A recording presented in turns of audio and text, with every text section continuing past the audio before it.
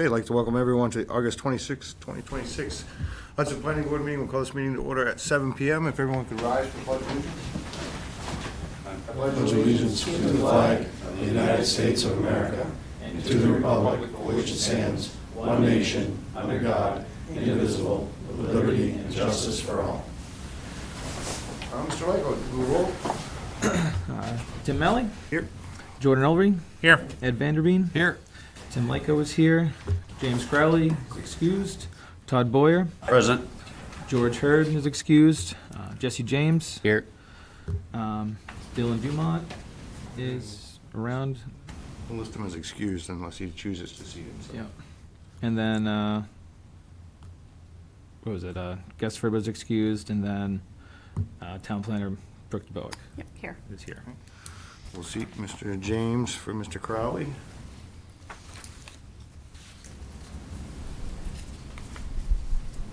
Okay, we're going to start off with our meeting minutes from July 22, 2026. Everybody had a chance to review them?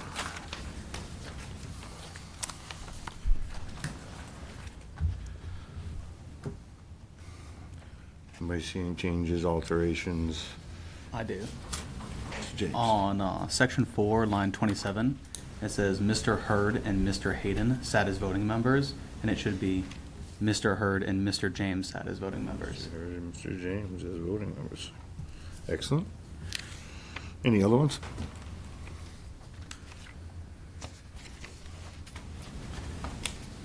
We have no others. Does anybody wish to make a motion to approve as amended? Motion. Mr. Van Der Veen makes that motion. We have a second.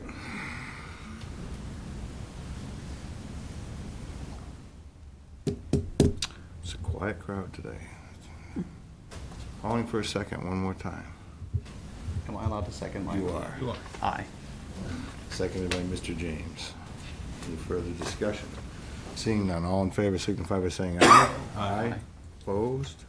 Abstentions? Abstention. So motion carries, motion fails, 3-3. No, it was an affirmative. If it's divided. Oh, an abstention isn't a no. Yeah, All right. But that doesn't give me a quorum for the vote, right? This gives you 6. No, it doesn't. Doesn't give me a quorum for the vote with the 3 abstentions. Right. So we will table these meetings for the next meeting. This is the first time we've run into that. Which means 3 people need to show up at more meetings. One meeting. Well, actually 2 this year. All right, next we have a bond release request from Mr. Dima for the T-Bones Restaurant in Parkland Terrace. So we have 2, but we'll take the T-Bones. Mr. Ellery. I move to approve the release of the remaining performance bonds in the total amount of $251,739, consisting of $70,500 for landscaping and $181,239 for on-site and off-site improvements for T-Bones Restaurant, 256 Lowell Road, map 145, lot 015-000, based on the completion of the required improvements as presented in the memoranda from Elvis Dima, Development Services Director, dated July 28, 2026. And Sam Fossey, professional engineer, Meridian Land Services Incorporated, together with the Town of Hudson Road Guarantee Estimate Forms. There a second? second. Seconded by Mr. Boyer. Any discussion on the motion? Seeing none, all in favor signify by saying aye. Aye. Opposed? Motion carries 6-0. 2 of those? And we have another one for Parkland Terrace. Be the second one on that. I move to approve the release of the landscaping improvement surety bond for Parkland Terrace 2, Wyndham Road, map 160 lot 104-000 in the amount of $5,840.58. consisting of the original $5,000 cash bond and $840.58 in accrued interest based on the completion of the required improvements as presented in the memorandum from Elvis Tima, Development Services Director, dated August 4th, 2026. We have a second. Second. Second by Mr. Boyer. Any discussion on the motion? Seeing none, all in favor signify by saying aye. Aye. Opposed? Motion carries 6-0. So next we have a bond establishment for the Washville Car Wash, on-site improvements. Mr. Vanderveen. I move to approve a bond in the amount of $54,780 relative to the on-site improvements for landscaping and site lighting associated with the Washville Care Wash Site Plan Approval, 9 Morgan Road, map 156, lot 016, as requested in the memorandum by Elvis Tima, Development Service Director, dated August 7th, 2026, together with the Town of Hudson Road Guarantee Estimate Form. Second. Seconded by Mr. Earlery. Any discussion on the motion? Seeing none, all in favor signify by saying aye. Aye. Opposed? Motion carries 6-0. Okay, we're going to jump right into old business. First item on old business, we have a request for deferral for 1 Bacchus Road site plan and conditional use permit. Mr. Vanderveen. I move to defer site plan application and conditional use permit application for 1 Bacchus Road Retail Building Site Plan Number 11-25 and conditional use permit number 04258, map 145, lot 001-000, 1 Bacchus Road, Hudson, New Hampshire, to date certain September 9th, 2026. Is that a second? Aye. Seconded by Mr. James. Any discussion on the motion? Seeing none, all in favor signify by saying aye. Aye. Opposed? Motion carries 6-0. All right. So next we have item B, Hudson Car Wash Site Plan.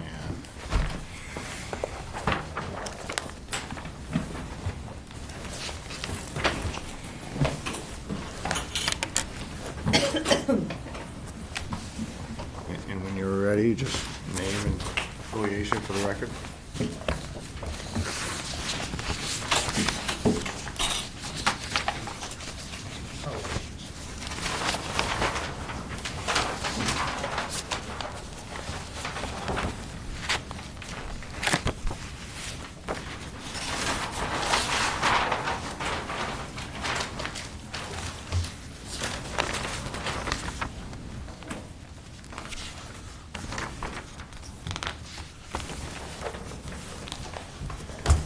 Good evening, Mr. Chairman, members of the board. For the record, I'm Jeff Merritt. I'm an engineer with Granite Engineering. We're the civil site engineers for the project. With me is Scott Thornton, the traffic consultant from Finesse Associates. And then in the audience is Tom Clem who's the applicant, and the general contractor, Vanessa from Melissa Marquis' office. I know the board's familiar with the project. We were here, I guess, the end of June at this point. Late in June, we were here, presented the project initially to the board. At that time, we had just received comments from the town's consulting review engineer, so we hadn't made any changes to the plans to address those comments. But we were able to present it to the board, get some feedback from the board, and we made some changes to the plans, not only to address the town's review comments, but also to try to address some of the board's initial comments on the project. So I'll just jump in and kind of pick up where we left off and go through some of the changes that we made between last meeting and now. The first is relative to kind of on-site circulation. If you remember, we had a long discussion about a bypass lane. The applicant owns a number of these facilities throughout the state. We don't believe we need a bypass lane. That's why we haven't provided one here. You heard from him, it's very rare to have someone get in the queue and not actually want to go through the car wash. If that does happen, they let them go through the car wash, just open the doors, and they travel out. We had provided on the initial plan I guess, if you will, a way out of the queue line into the main parking lot, and that's still on our plan. Someone had commented, what happens if you get past the kiosks there, and how do you get out then? Again, we don't see it as an issue operationally. It's not an issue at his other sites, but we thought about it some. There is a block of parking on that parking lot, the spaces that don't have the vacuum. Those are for the employee parking lot, employees that park there. So what we've done is we've broken the curb in that location, similar to the bypass that we have before the kiosk. The idea is, should we need to get someone out of there, the staff on site can move their vehicles. They're all coordinated together, so there is the ability to get out there if we need it. Again, we don't think it's necessary, but we certainly wanted to try and address the board's initial concern with that. So that's been added to the plan, and you can see that kind of as that striped area where the employee parking is. So there was some comment about the other bypass lane or the bypass to the queue. There was some concern that someone might enter the parking lot and then try to get into the queue in the kiosk by way of the parking lot as opposed to the actual queue line around the back of the parking lot. We didn't think that was really a possibility because of how the kiosk is situated there. It would be really hard to make that turn. But one of the board members, or maybe a few of them, had asked if we could place a do not enter sign there. There's no harm in doing it. The applicant was willing to do that. We've added that to the plan. Someone had questioned about the movements for a trash truck, and we had represented that a truck would come in off the street, pick up the trash, reverse on site, and then exit. There was a request for a turning movement. We had submitted that back to the town. I put it on the board up there, but it shows how it would work. It nose into the dumpster area, and then you reverse towards the building and turn around right where the loading area is in front of the building. The hatched area in front of the building is that loading space. So it's a simple maneuver there. We ran a really big trash truck there. I don't know if it'll be that one, but we went with the biggest one there and were able to make that maneuver. So we provided that exhibit to the town.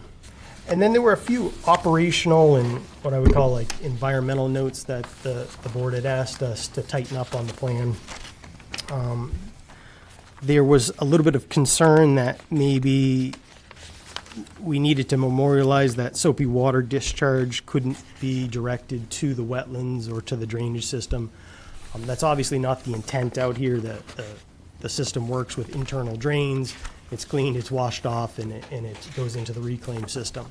But it doesn't hurt to add that note to the plan. So we added a note to the overview plan. I think it's note 32, which prohibits discharge of soapy wash water to both the adjacent drainage system and any wetlands.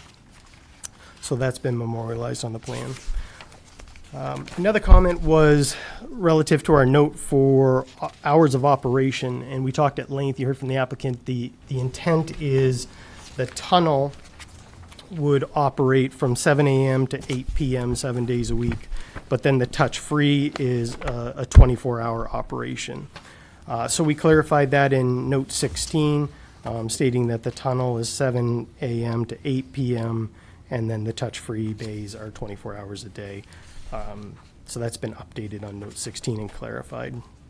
There was also some questioning relative to when the vacuum shut off for noise attenuation at night.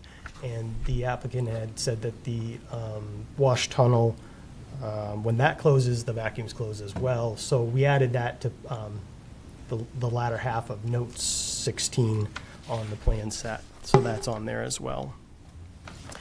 And then on the same lines of equipment noise, I think we talked a little bit last month that our exterior vacs are confined within a fenced area. And there was just some general question as to, what do those produce for noise, that kind of stuff. The applicant was able to get the cut sheets from those, and we submitted that to the board. There are some decibel levels, and obviously it changes depending on if you're right up against the machine or if you're further away. One thing to keep in mind is those don't take into account things like enclosing it with fences. That's just the noise if it wasn't corralled, if you will. And so we've added that or submitted that information to the board. And then you may have noticed that we had submitted a waiver request. So one of the comments that the town engineer, not the town engineer, the town's consulting engineer, had commented on was whether or not we needed a waiver relative to the loading space. So we don't think we do, but if the board disagreed with us, we went ahead and just prepped a waiver for the board to consider. There's a section in the regulations that says that a loading space must be 12 feet wide and then 60 feet long. But then that same subsection allows that length to be reduced down to 35 feet when it's demonstrated that the particular loading space will be used by shorter trucks. And we talked briefly about this last month or 2 months ago. You know, this is not a site that gets semis. The deliveries here are in vans, short trucks, picture Amazon vehicles, that kind of stuff, as opposed to, tractor trailer trucks. So I don't think a waiver is needed because that section specifically states it's allowed as long as the board agrees. So maybe the board has to discuss it, but nevertheless, we prepped that waiver. If the board feels it's necessary, then it's there. But again, I don't see how it's necessary if it specifically says it's allowed, subject to board review. And then we did respond to the consulting engineering review comments, and those have been addressed. The last piece is, of course, the traffic component. We are still waiting on our DOT permit, but I'll have Scott kind of walk you through what he did in between last meeting and now, and then we'll hand it back to the board. Thanks, Jeff. So since we were here last, we have gone back and forth with the town staff and the town's consultant related to traffic. We had issued an updated study to respond to the peer reviewers' comments, their June 12th letter. They had also, then they issued a July 14th letter where we provided responses back on that. And then there were some follow-up comments that came from staff on August 11th. And in those comments, I think in general, the peer review consultant, Hudson O'Neill, reviewing for traffic, was generally satisfied with our responses in the study as revised.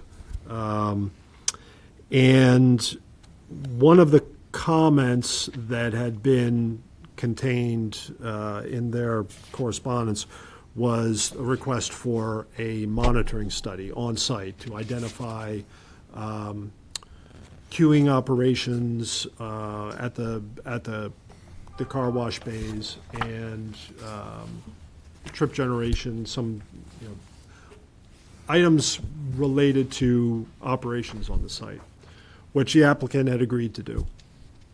And as is typical for a monitoring study for this type of use, we had looked at.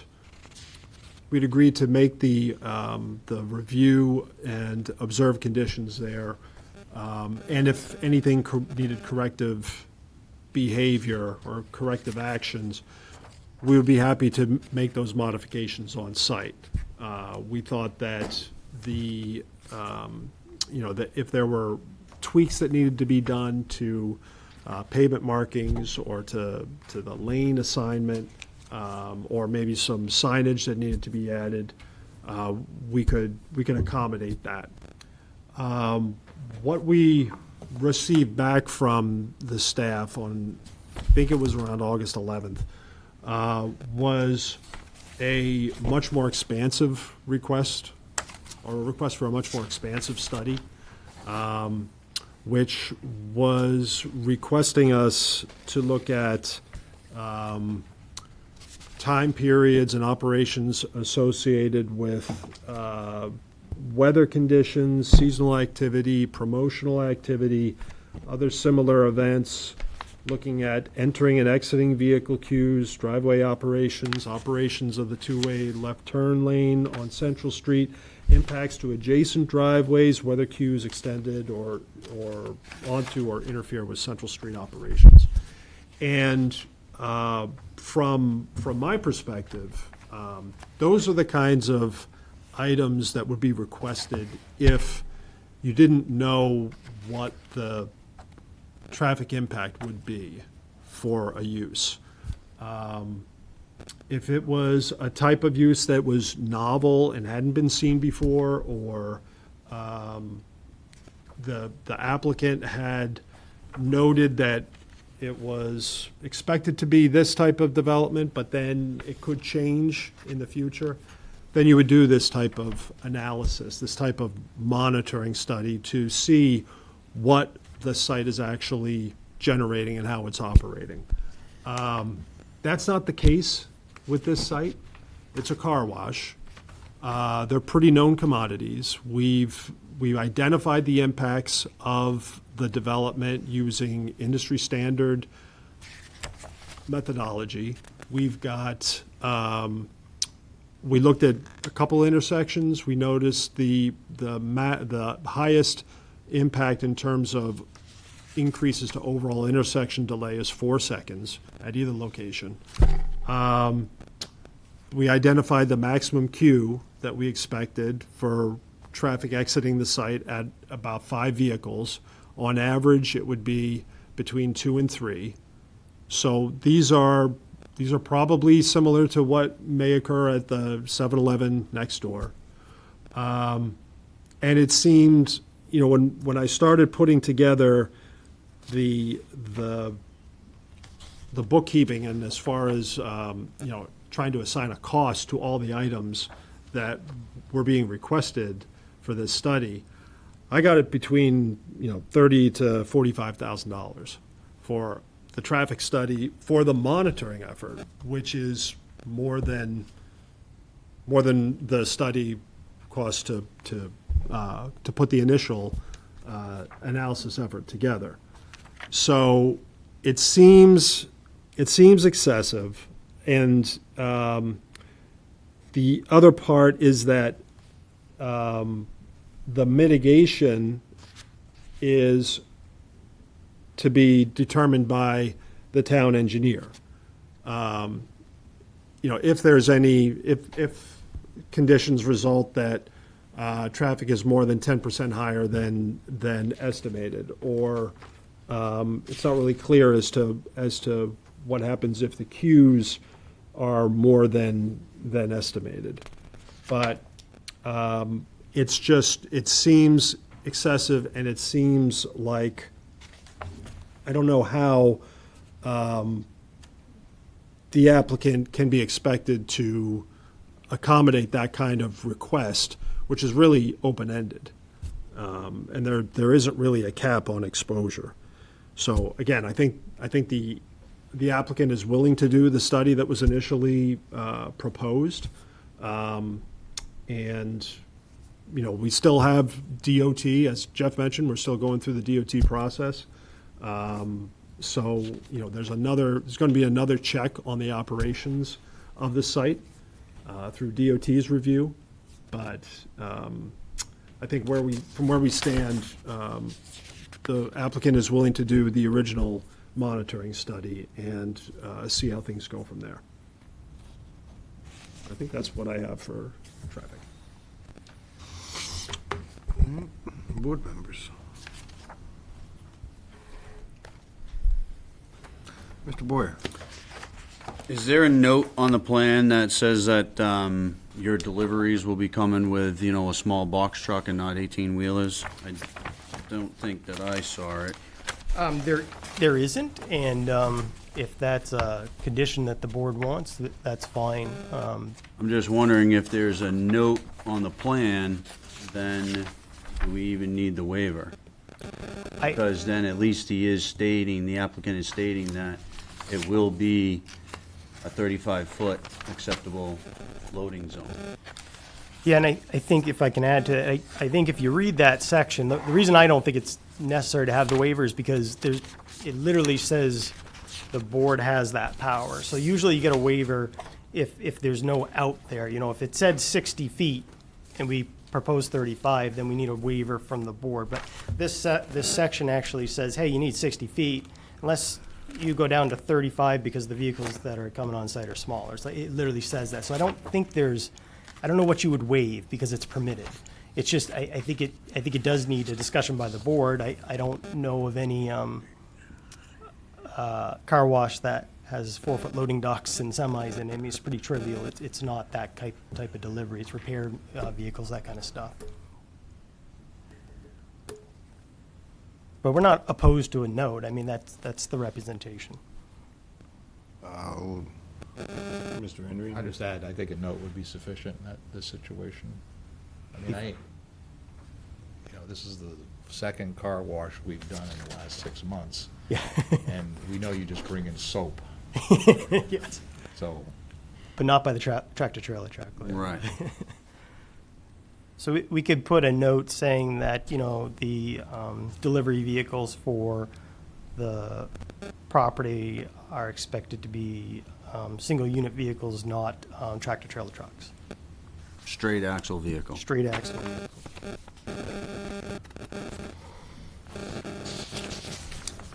Yeah, as long as it meets the 35 feet. It does read that it doesn't particularly need a waiver as long as it's when demonstrated. Right. So I'd say note would be appropriate thought.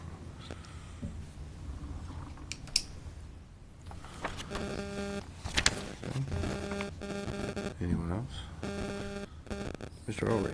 I'd like you to walk through the traffic analysis, just real slow, one more time, to explain why this is not, you've already got Greeley Street, which is backed up. That's pre-existing. You've got Cumberland Farms down at the other end, which is an interesting interchange. And you're willing to pay for highway marking. Did I hear that correct?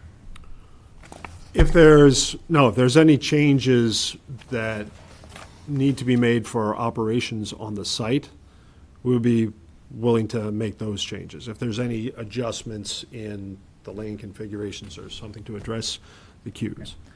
Walk me through your experience in operating car washes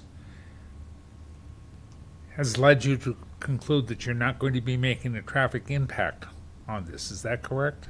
So it's an empty site, it's a fallow site. There's still going to be an impact on the traffic on Central Street and area locations.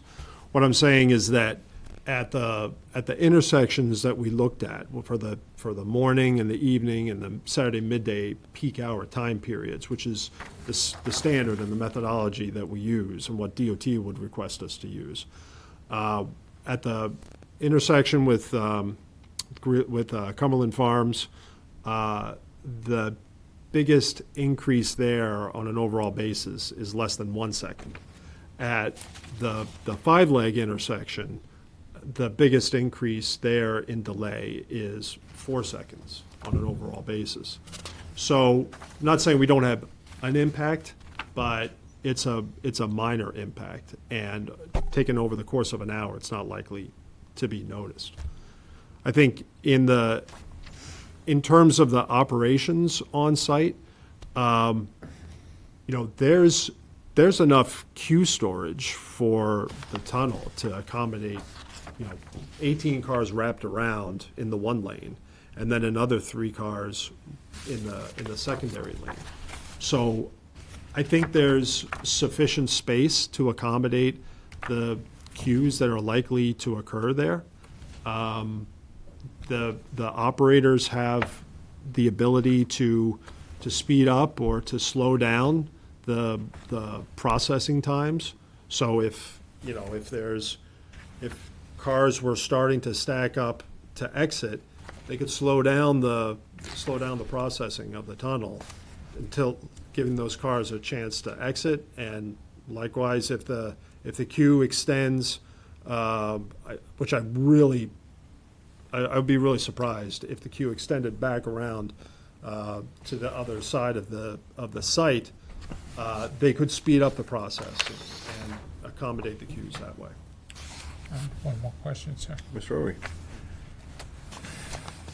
Have you actually gone to that site, Cookies, the diner, the restaurant, and tried to make a left-hand turn coming out of there? I have not, but it is, I mean, making a left turn across 2 or 3 lanes is always going to be challenging.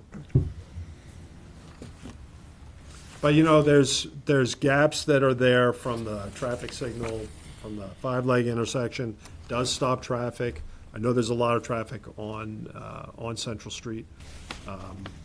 But, you know, we're comfortable that the project, you know, can contain the queues on site that are expected to occur.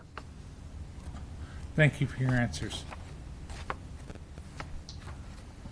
Other board members?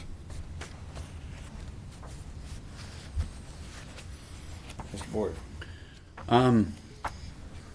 I don't know how to take the stipulations that are on the motion to approve, because when I was reading them, they did seem a little aggressive to me.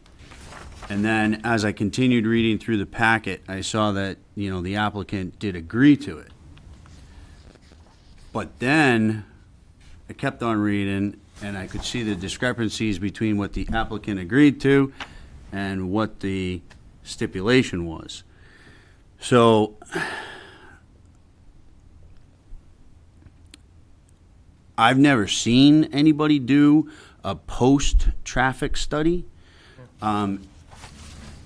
You analyzed the traffic, you have a license, you turned in all your findings and stuff, and Fuss and O'Neill basically approved it, correct? Yeah. And then that gets passed on to staff, and staff has to say either yes or no, right? I'm cautious here, because if staff didn't like your first traffic study, who's to say that they're not going to like your second traffic study? And your second traffic study, from what I can see in the stipulation, is more stringent than what your initial one was. Yep. So I'm having trouble with what we should really do in regards to that.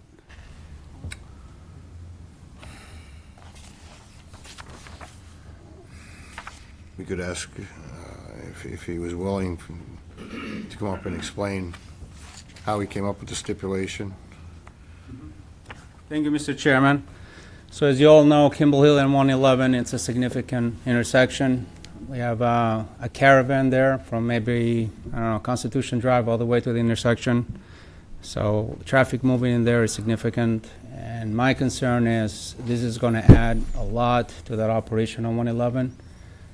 As you all know, that intersection is operated by the town, even though it's a state intersection. So my concern is, what if this is not accurate? Who is going to get the calls? I can't get in and out. They're blocking my entrance now. You got a gas station, like you stated earlier. So the stipulation is basically designed to hold the applicant honest. And the way I see it is, if there's no issue, they have nothing to worry about. But if there's an issue, they're going to have to deal with it. And that's all there is. After all, they're the ones who are bringing this up. They're the ones who have to deal with it. And if he comes a bit as aggressive, I totally get it. But those people, they're going to call the engineering department of public works. They're going to be more aggressive than I am right now tonight. So pick your poison. But someone is going to get something, a call, or being aggressive, whatever you want to call it, if this doesn't work out. And that's my concern. And that's where we're coming from as staff. Does that make sense? So what happens if this doesn't work? You know, pavement markings on the site, it really doesn't do anything. As a matter of fact, I really don't care if the site works or not. What I do care is operations on the road and how this is going to impact emergency services, people getting from A to B, the current traffic that's dealing with right now that's completely over the top as it is. You know, what is going to do to that? That's my biggest thing. If I go in there and I can't get in and out of there, I'm not going to go there again. That's it. I'm not worried about that. I'm worried about people making lefts, people trying to get in and out, people waiting on the line trying to take a right turn because it's not moving fast enough, creating accidents, things of that sort. That's my concern. And what they're saying is true as far as the numbers go. Maybe they won't have a problem. I hope so. But you got to have a backup plan if it doesn't.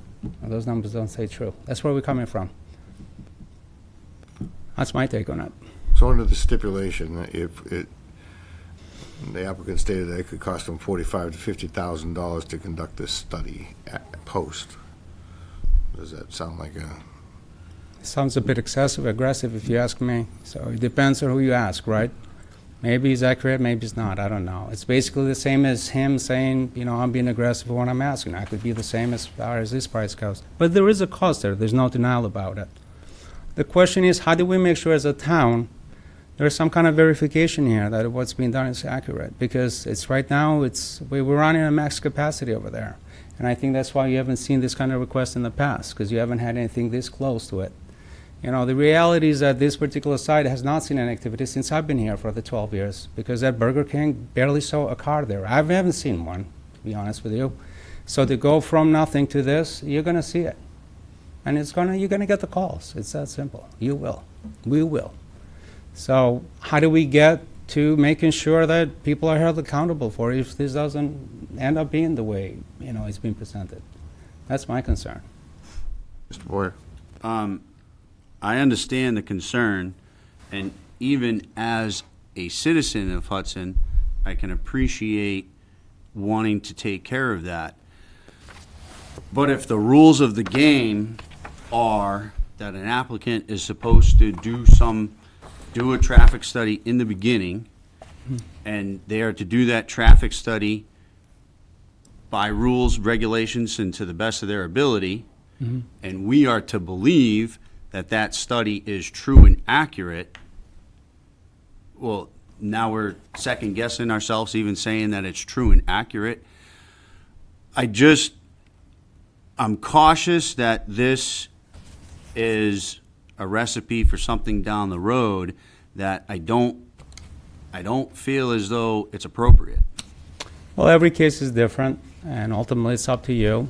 I, as staff, have to make sure that I'm covered, and I ask what I think we should ask as staff. Ultimately, if you like it, great. If you don't like it, that's fine too. My Christmas bonus doesn't change, it's still zero.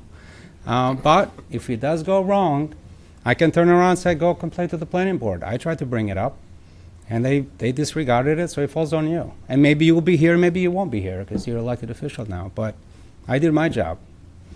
You think it's valid, great. If you don't, that's fine too. There's no skin off my game. I mean, my back over here.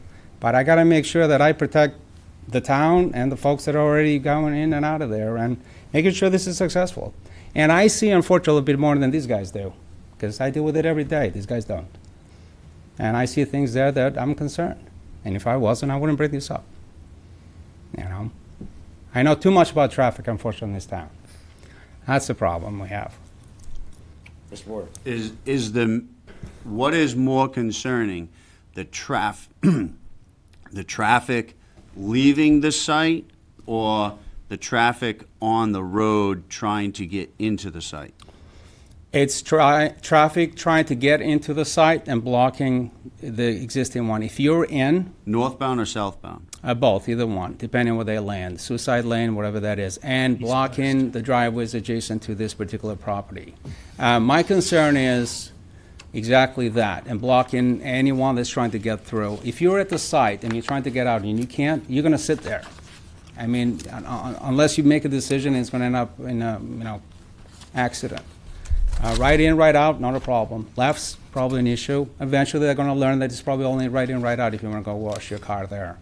My concern is, trying to take a right, it's backed up, now what?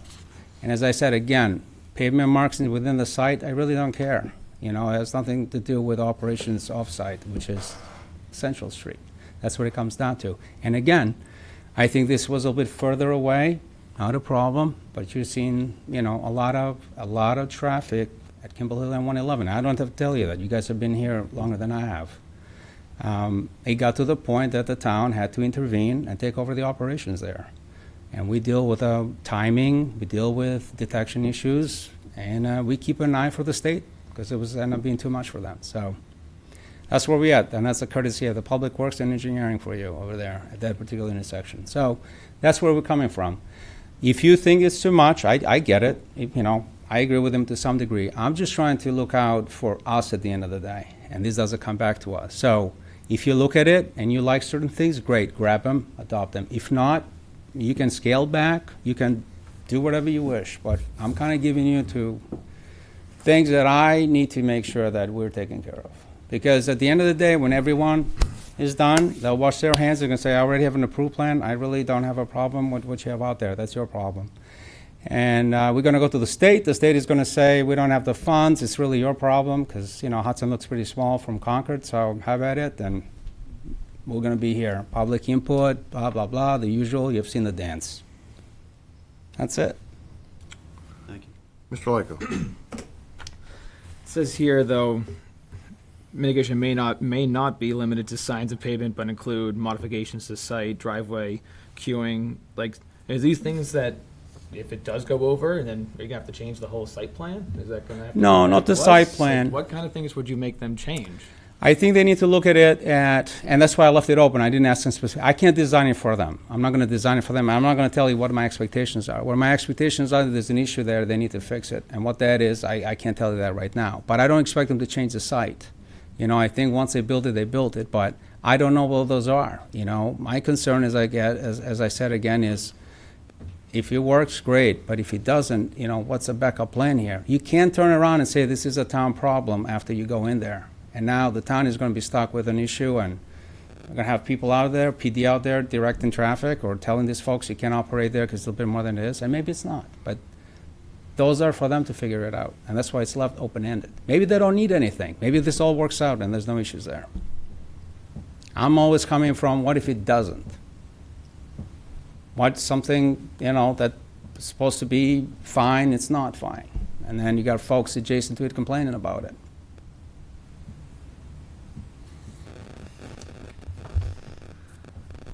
Other board members.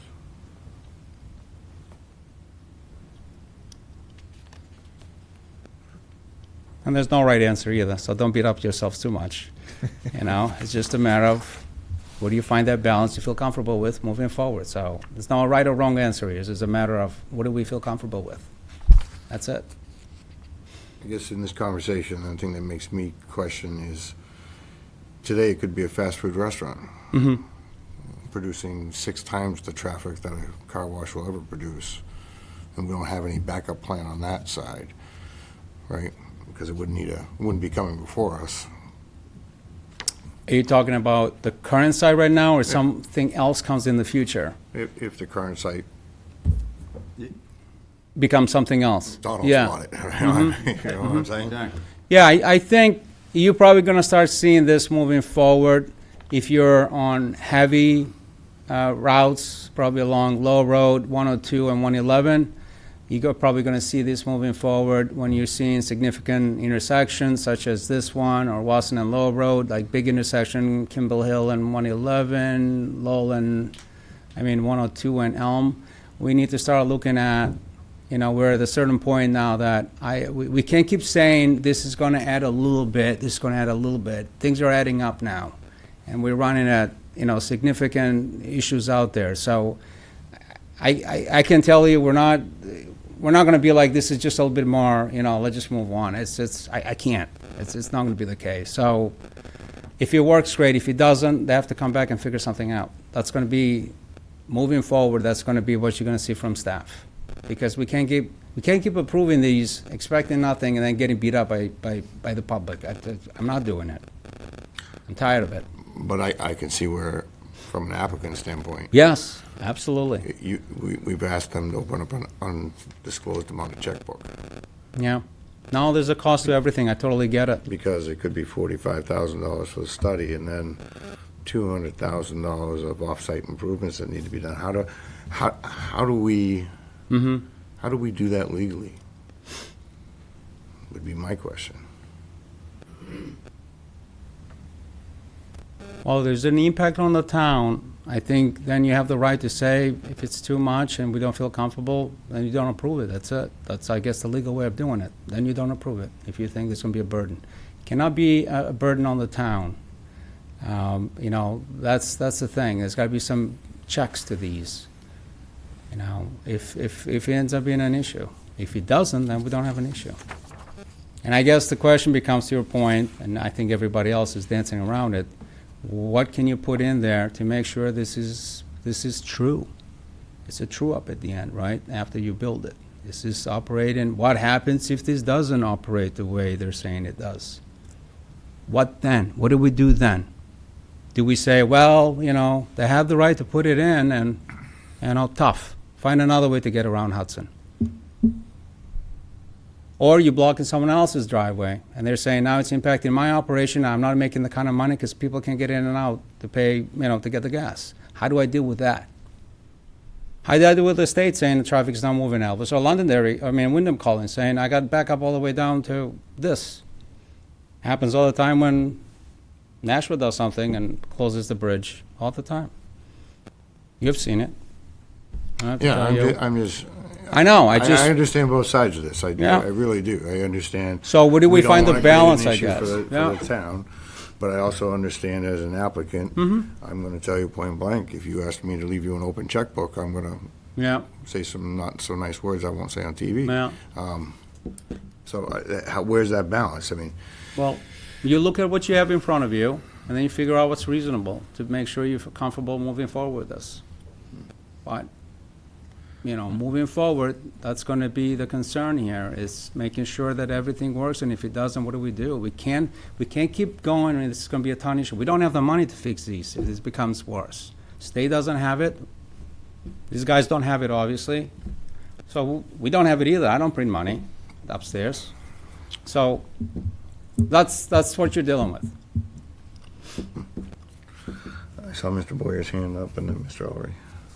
Back to the applicant, what are you willing to do, you know, for the site? You're willing to do a post-traffic analysis, and upon those findings, if it is blank, you are willing to do blank. Fill in those blanks for me. Yeah, I think, you know, if it's something like the site is generating more than, or 10% or more above what was expected, then, you know, we can talk with the applicant about potential changes, potential operations. You know, but I think that you know, just a straight off analysis, straight off review of conditions 6 months afterwards, I don't think that's an issue. It's looking at all these other conditions. I don't want you to look at those conditions. I just a straight up, after 6 months after opening, a traffic analysis of what you're producing. I can't expect you to run seasonal activity and, you know, time it on promotions and stuff like that. I can't expect you to have, you know, 13 different traffic studies for me. So you do a 6-month analysis, it comes back, which hypothetically right now, because we're discussing it, it's 10% more than what you originally thought, or what your information provided for you gave you during your initial traffic study. Yep. What are you willing to do for the town? Fill in the blank. Yeah, and I think it depends on where, you know, where the increase is, or where the disconnect is, right? So if it's something like queues are shown to be excessive exiting the site, right? Right now we've got a 1-lane approach coming out to Central Street. You know, we could go to DOT and see if there's any ability on their, from their perspective to provide a second lane exit, so we could have separate left turn and separate right turn lanes on the driveway. If it's something like a problem with queues, conflicting on-site, where they're exiting from the top, from the northern segment, and also exiting from the tunnel, and there's some kind of conflict there, we can add some do not block markings or signage or something there to prevent that kind of conflict from occurring. So it kind of depends on what the actual overage or what the issue is that we're coming up against. You continue, Mr. Boyer. Thank you. As you were just talking, to me, would it be an accurate statement that there would be more delays or more queuing on your own property than there would be out on the public right-of-way? Yes. So wouldn't that be an ownership issue and not necessarily a public issue? That, I mean, hey, if your site isn't big enough to accommodate your customer base, you got to go try to find another place for another car wash. Well, I mean, you bring up a good point. The applicant is focused on making this site work, right? So they don't want to have they don't want to have difficulties with traffic entering or exiting or, waiting too long or anything. So they're focused on having a site that works. As far as that specific improvement being kind of addressing the applicants or improving the applicant's position, I think it's all the same. It improves the ability for the public to use the site and to pass by the site. And if there's difficulties with traffic entering the site, then that's an issue for the public as well. So by addressing these kinds of things internally, it improves the public's passing by the site or entering the site or exiting the site. I do have one more. And I don't know if Mr. Bowick can put it up, but the center turn lane on 102, I believe it would be just westbound of the site, is somewhat narrow. Yes. Somewhat. Yeah, because So- it starts to expand. It starts to expand right at your site. Right. And we might have to bring up the town engineer after, but maybe there's room that you can expand that center turn lane or not. Yeah, I would, the geometry is a little tricky there because it's opening up, and it has to open up at a certain rate. It's bounded by And wetlands. it may be something where widening is required. Widening of the roadway is required in order to widen or extend that center turn lane. The analysis that we've been doing, and I acknowledge what Mr. Deem is saying. It's management of the unknown. That's what engineering is, and everything could fall apart. But in this case, we don't think that, obviously. And the queuing that we calculated for the left turn into the site is less than a vehicle. So we don't, we could accommodate 3 to 4 vehicles because it's about 80 to 100 feet of storage that's there. We don't think we're going to need that. Thank you. I'm good. Mr. Ory. I'll go back to my original question. We don't think we need that. Why? What's that based on, please? So So we do, we've done traffic counts of the area. We know the traffic volume on Central Street in front of the site. We have an estimate of the traffic generation for a site, which is based on a number of other car washes that have been counted. And we estimate the volume of traffic that's coming from the east and coming from the west and departing to those locations. And based on that demand, or expected demand, we have something, I don't want to quote the wrong number.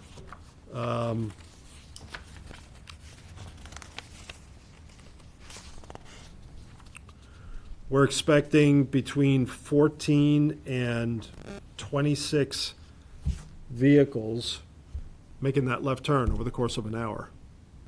So that's less than a car every 2 minutes.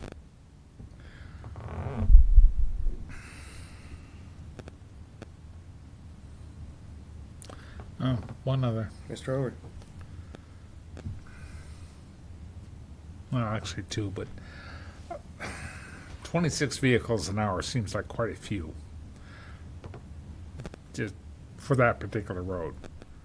But then again, you've got that many vehicles going up and down, and you just opened a new restaurant further up. I don't know. Then, regarding the post-action reports, it seems to me that as a corporation, and this is not an engineering thing, this is the applicant, but as a corporation, they would like to know whether or not they're meeting the 26 vehicles an hour during hours of operation goal, if you will.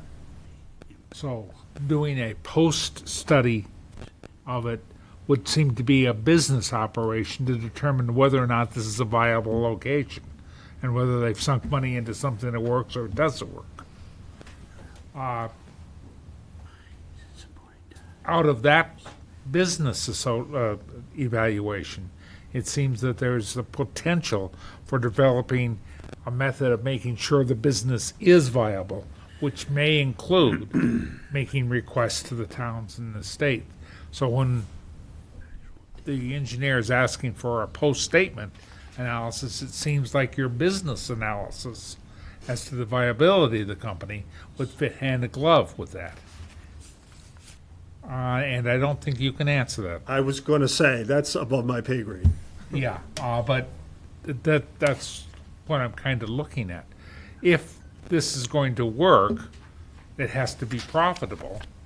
And if it's going to be profitable, people have got to get in and get out without saying, I'm not going to go there again. Even if it does come out with a sparkly shine or whatever.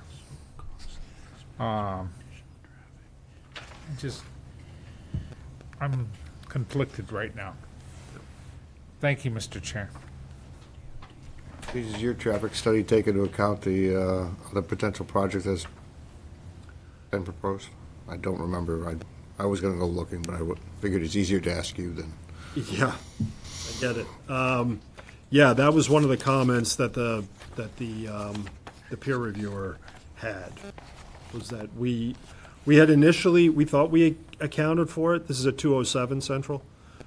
We thought we had accounted for it, and we only accounted for part of it. So we have the whole thing in there now. Yeah, the whole thing.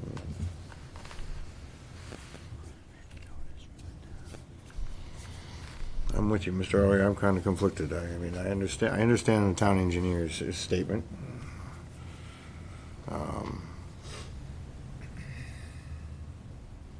I'm going to be a Debbie Downer. I think 27 vehicles taking a left out of there is very optimistic out of a car wash.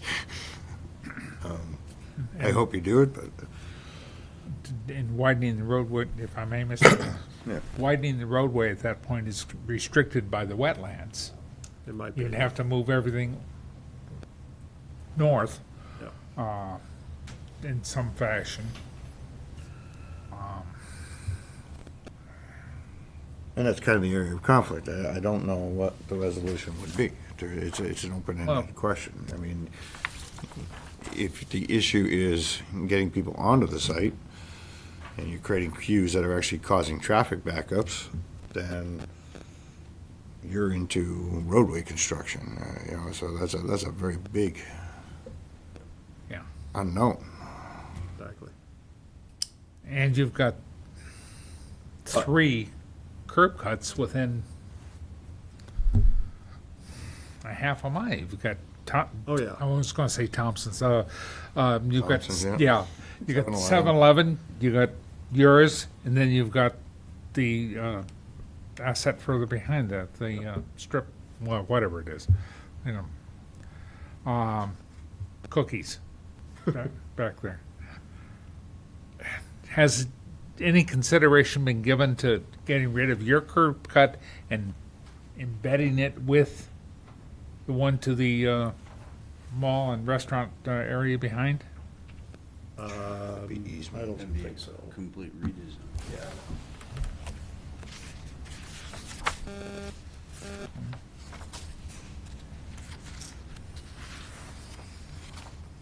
And the only way to expand the road is actually to go into your site.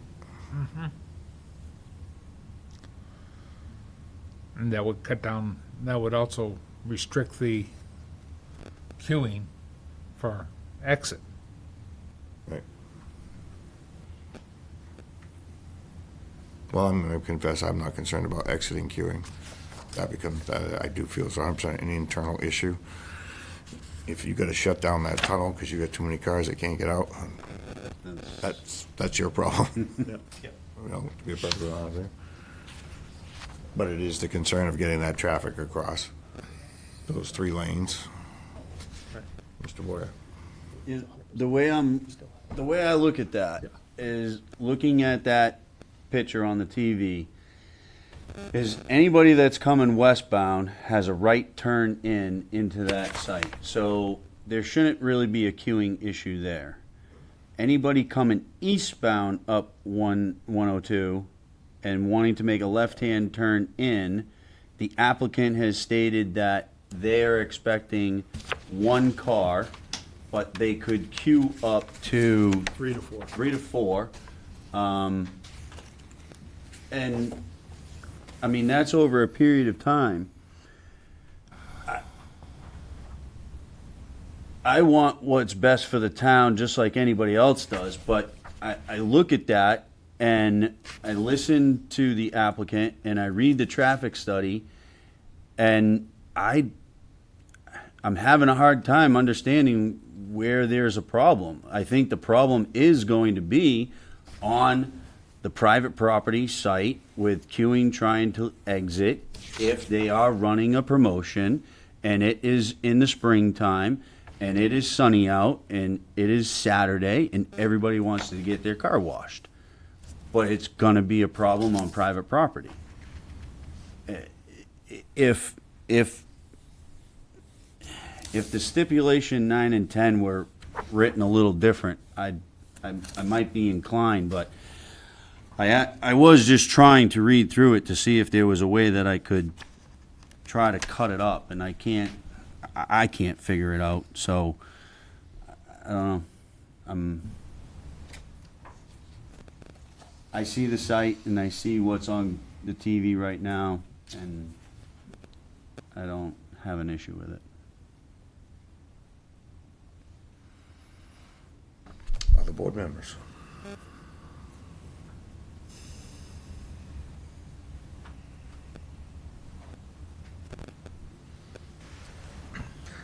Well, Mr. Lyko was first, then Mr. Vanderveen. How many cars can fit if they're all in the line to go all the way out to start backing up the road? How many cars would have to be in there? You mean in the center turn lane, or? Oh, in your property, if everyone's in line for the car wash, how many cars would have to be all the way backed up to back up the road? Well over an hour's wait, And to me, the only problem I could see is, like Mr. Dima's concern is that, you're blocking cars trying to go, but the only way I could see that happening is if you have 30 cars backed up, Yeah. which... nobody would do, it's So, similar so to realistically, car that washes. line should never get long enough to go anywhere near the road, That's what we're thinking. which to me, that seems to be the biggest concern for me about what would cause traffic. Right. Yeah. And again, this isn't, I've told you this before, it's not the applicant's first car wash. So, you do have someone that has other sites, they're not looking to build one with a known issue. So, you know, nobody is going, it's highly unlikely that someone's going to wait an hour and a half to get in for a wash. It's just, it's lunacy. Nobody So would. I live close to there, and I know there is traffic, but like you said, there are gaps. Yeah. And because of the lights, and 2 or 3 cars could easily make it through that gap. Right. Right, I'm all set. Mr. Vandermeer? So you have one of these in Salem, right? Yeah. So what's the average in the winter and versus summer average number of cars through a day? If you're going to answer the question, I need you to come up to the podium and name and affiliation for the record. Yep, name's Tom Clem, part of the one of the owners of the Clem family group. During our peak times, we're looking at about 60, 65 cars an hour, and that is on, you know, midwinter after a snowstorm. Otherwise, we're looking probably 25 to 35 cars an hour. So the stacking we have on site presented here is more than enough to prevent it from spilling out into the street. Okay. Is that a pretty solid flow, 25 cars an hour? Yeah, it's steady. So we have a conveyor, and we could fit upwards of 3 to 4 vehicles in the tunnel at once. 3-minute wash time, so the cars are constantly moving. The in bays, it's more of a 2.5 to 5 minute wash, so that'll a little bit slower. But the tunnel it's a constant move. Yeah. The Tuscan site, we have half the stacking space. It's attached to our parking lot with our gas station. Very rarely does it spill out into our gas station parking lot and interfere with that. We have a site at Boston Road in Haverhill, pretty similar stacking space here, where it has to cross 2 lanes of traffic with a road just as busy. People have to take a left across that. We've had 0 issues in the 3 years we've been there. Okay. Thank you. Appreciate it. 97's a busy road, Arrow.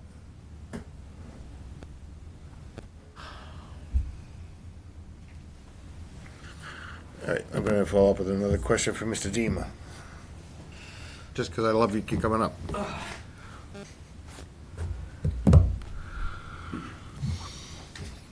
So, the issue with that road has nothing to do with development that's been proposed on that road, because I've sat here a long time, and nothing's been built down there. So it is the underlying issue surrounding communities and increased traffic flow, and the town and state or whatever has not increased capacity to cover those. I'm trying to figure out. We're running, the bottom line, Mr. Chairman, is you're running kind of max capacity. So they talked about gaps, right? There's no gaps there in the morning. There's no gaps there until that light turns red. That's it. Once that caravans start going, or you know, the battalion they refer to, there's no gaps. And one is going to stop, let someone in. That's not realistic. I see it every morning. And actually, if you like to, you can stop by tomorrow. I'll show you. There's no gaps in the afternoon either. That's basically people going back. So during peak hours, my concern is trying to take a right turn. Someone hits the brakes, they want to take the turn, slow everything down, backs up all the way to the intersection. That's an issue in the morning. And in the afternoon or in the morning, it's going to be left turns too. It's going to be an issue. Maybe that doesn't happen, but the right turn is going in. They're going to slow down to take that turn. It's going to slow things up. That's a concern. In the afternoon, it's the opposite effect, and there's no gaps. It's a never ending. But that capacity issue isn't really created by any development that we've had. No, It's just kind of a regional. You're absolutely right. It's commuters.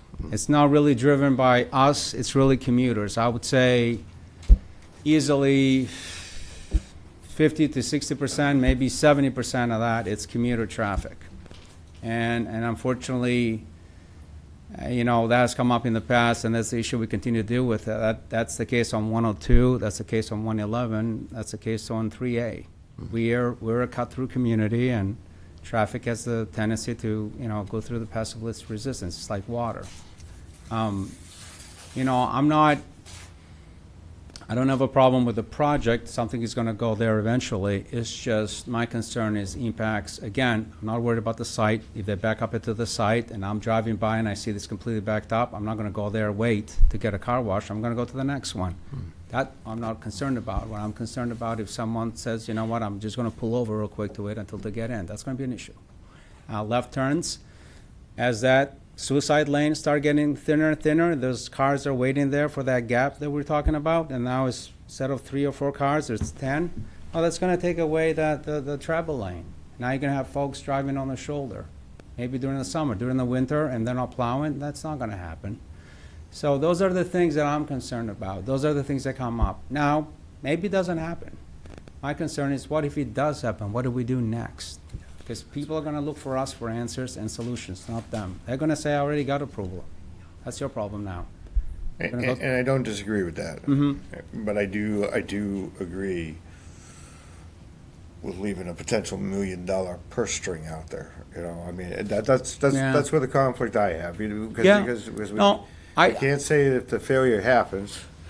I don't expect them to come up with $1 million to fix a problem. It's something that we're already dealing with. My concern is, if it gets worse and if there's an issue, how do we deal with it then? I'm not trying to be unrealistic here. My concern is, what happens if it comes in and it's much worse than we thought it is, and the model shows. I mean, the simulation there, they're going when everything is happy and everyone is waving, and that's not what's happening out there. That's my thing. And again, I don't have the answer. I have a stipulation there that you can draw out of.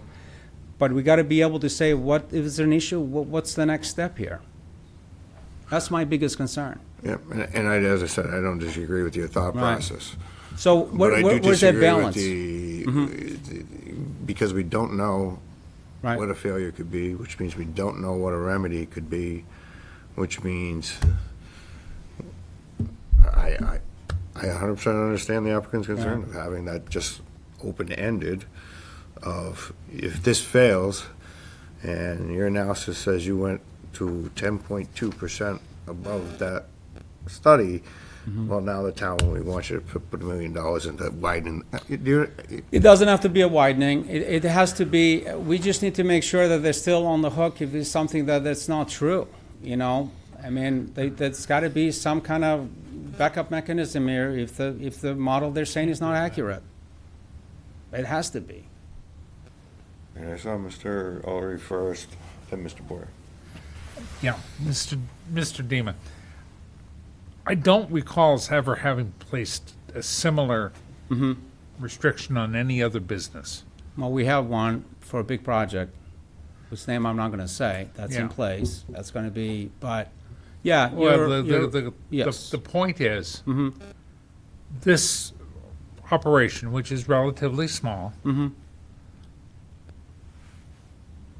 may or may not succeed based upon traffic flow. That's on them. Yes. If On-site.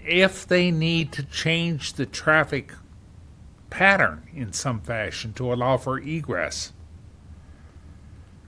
then they come back to the planning board and say, we need to do this. What's it going to cost us? What can we do? They go to the state and ask for a highway or a driveway cut modification, or they say that for our business and for the mall behind us to succeed more betterer, to use a phrase, then we're going to have to put a turn lane in that begins at Thompson's, at 7-Eleven and goes all the way down. But that's maybe if. Yeah, yeah. And we cannot legislate Correct. about possibilities. Correct. The only thing we have in front of us is a traffic study that says this is viable. Yeah. Looks like it works. And if it doesn't work, it's on the applicant But and their engineering. But I will say that's where I kind of understand where Mr. Dema comes from, because if it doesn't work on the town portion of the roadways, the applicant, there's nothing to force the applicant to change Anything. anything. They're basically saying, we have a business now, we have an approved site plan, this issue is on your end. Good luck. Which I don't know if there is an actual remedy. I'm just. Yeah, yeah, yeah. No, I don't know totally if there's get a it. remedy. Yeah, I totally get it. I'm And maybe we're overthinking it. Maybe I'm being super cautious. Maybe I'm going over the top. I don't know. But the question becomes, what if, and what do we do then? What's the backup plan? If you're saying there isn't one, let's hope it works, well, so be it. But if there is an issue, I'm gonna send everyone over here. I'm just gonna be upfront about it. That's all right, they all don't That's it. like us anyway. And be like, talk to them, they meet twice a month, have at it. I mean, when I originally read the stipulations, I 100% I'm agree willing with to, them. I'm willing to, I you know. just can go ahead. understand where the applicant's coming now also. As I said, you can modify them if you need to. I'm just looking for some kind of guarantee that they still, I mean, they're gonna be a Hudson taxpayer, right? So they're gonna be involved in the community. I'm hoping they do. And basically what I'm asking is, if you're true to what you're saying and the intent is correct and everything is fine, you shouldn't have a problem. But if there is, we do expect you to come back and help resolve the situation. That's all it comes down to. And if you wanna word that stipulation differently, that's fine. But my take on it is, we're into this together. And you shouldn't be like, I got my site plan, see you later. You know, sorry, I'm off by a little bit. And then next guy down a little bit and a little bit, and next thing you know, I'm retiring early. See you later. Leaving a little early, guys, about 10 years. That's it. But yeah, the language there is just to give you an idea. What you want to do with it is that, but the intent is, I hope everything is okay, but if it doesn't, we got to have some kind of commitment from everybody to make sure that we can resolve this together. We can't expect the town to pick up the tab. We don't have it. We don't have it. We don't have the money. And I 100% agree with that. So how do you structure it? But how do you structure it? Oh, ask them. Because Maybe they have some ideas. Because the way it's, if that stipulation was read into the thing today, I Page 6 of 6. Yeah. have to say, I don't know how I could support it, because I can't give them an answer. Well, maybe you can adjust it. Mr. Boyer, you had your hand up. So, did you or your firm do the traffic study? Yes. Did you take all of the latest data and all of the latest technology available to you to conduct that traffic study? Yes. Do you believe that traffic study to be true and accurate to the best of your ability? Yes. Yep. You have a license to do that traffic study? I'm good.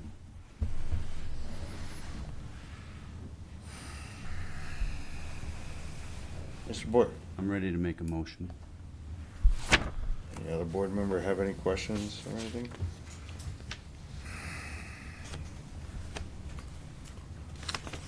Seeing none, Mr. Boyer, you have the floor. I move to approve the Hudson Car Wash site plan number 0426, map 176 / lot 029, 224 Central Street, Hudson, New Hampshire, prepared by Granite Engineering, 150 Dow Street, Tower 2, Suite 421, Manchester, New Hampshire, 03101. Prepared for Clem Family LLC, 4 Mall Road, Salem, New Hampshire, 03079, consisting of 20 sheets and general notes 1 through 28 on sheet 1, dated May 5th, 2026, last revised August 10th, 2026, and that the planning board finds that this application complies with the zoning ordinance and the land use regulations, and for the reasons set forth in the written submissions, together with the testimony and factual representations made by the applicant during the public hearing.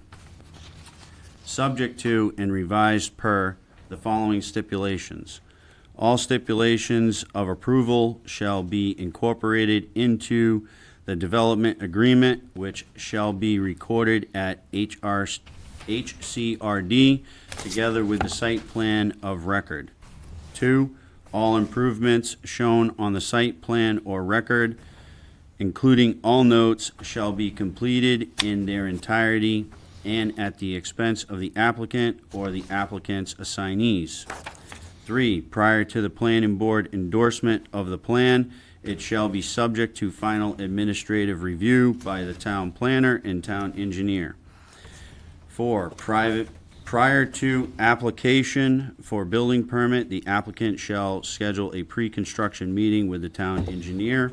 5, prior to the issuance of a final certificate of occupancy, A LLS certified as-built site plan shall be provided to the Town of Hudson Development Service Department, confirming that the site conforms with the planning board approval.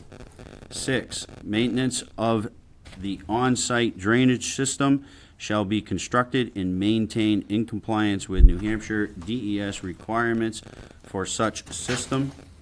7, construction activities involving the subject lot shall be limited to the hours between 7 a.m. and 7 p.m., Monday through Saturday. No exterior construction activities shall be allowed on Sunday. My additional note, number 8, a note shall be placed on the plan that all delivery vehicles shall be straight axle.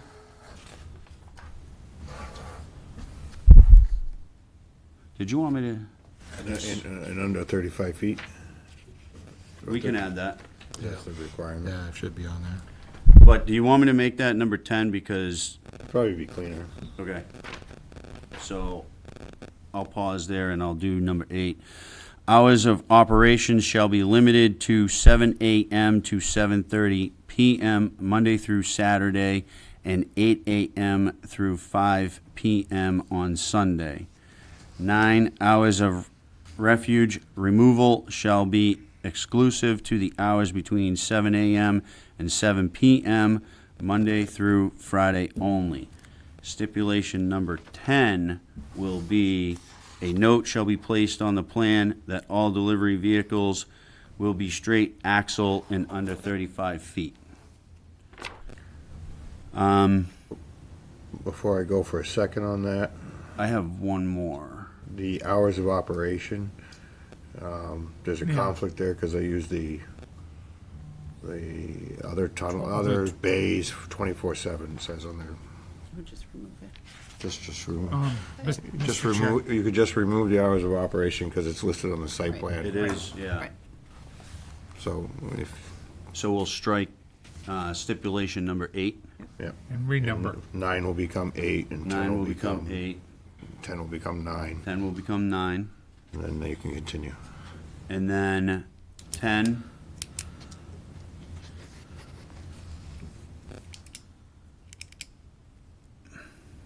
I don't have a 10.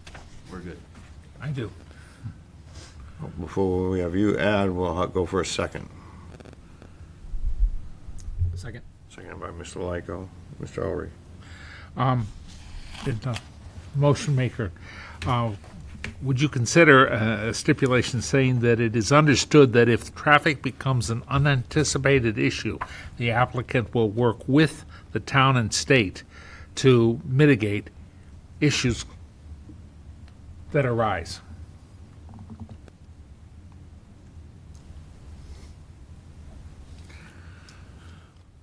I don't believe that I can because it's too vague of a statement. What traffic issues are we discussing? Yeah, it's valid.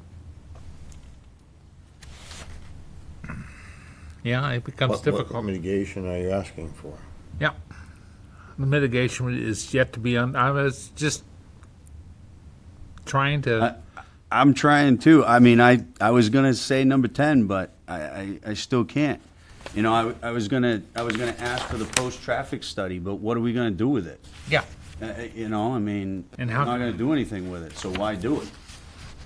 Why I put mean, an we're gonna do it for obligation? educational purposes. I mean, And the applicant is going to, if the process is unprofitable because of traffic, the applicant's going to have to do something to make it profitable.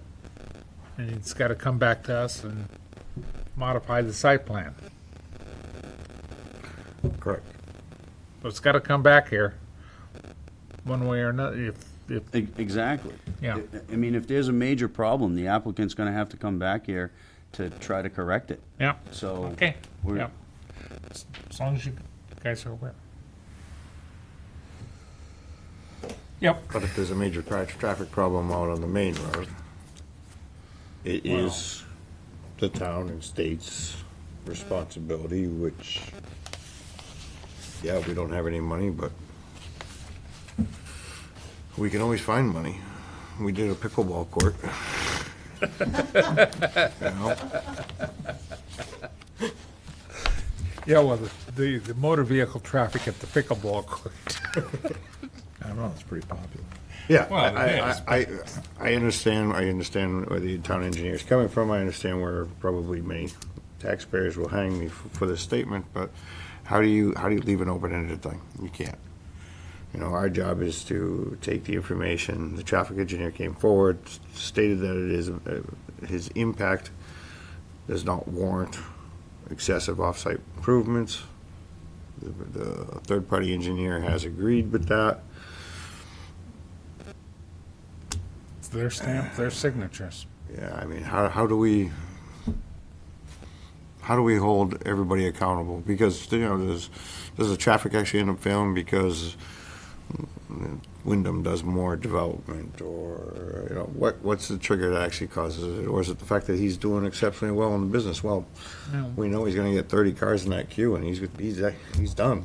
They're not coming in anymore. I mean, You know, Wyndham is doing some development. so I mean, I understand both sides, but I can't.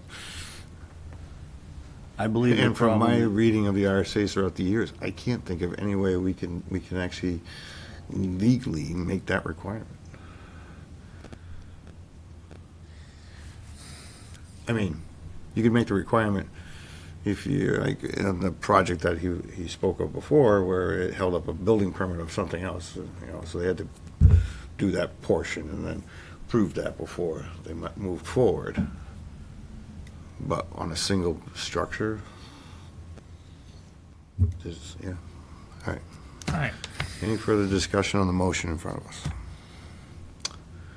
Seeing none, all in favor signify by saying aye. Aye. Opposed? Motion carries 6-0. Appreciate the board's time. Thank you. Thank you.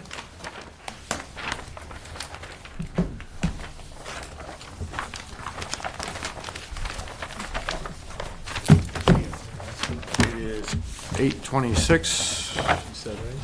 Unless there's somebody opposed, we'll put us in a 5-minute recess. Good with that? We're at 8:26 for a 5-minute recess. Personally,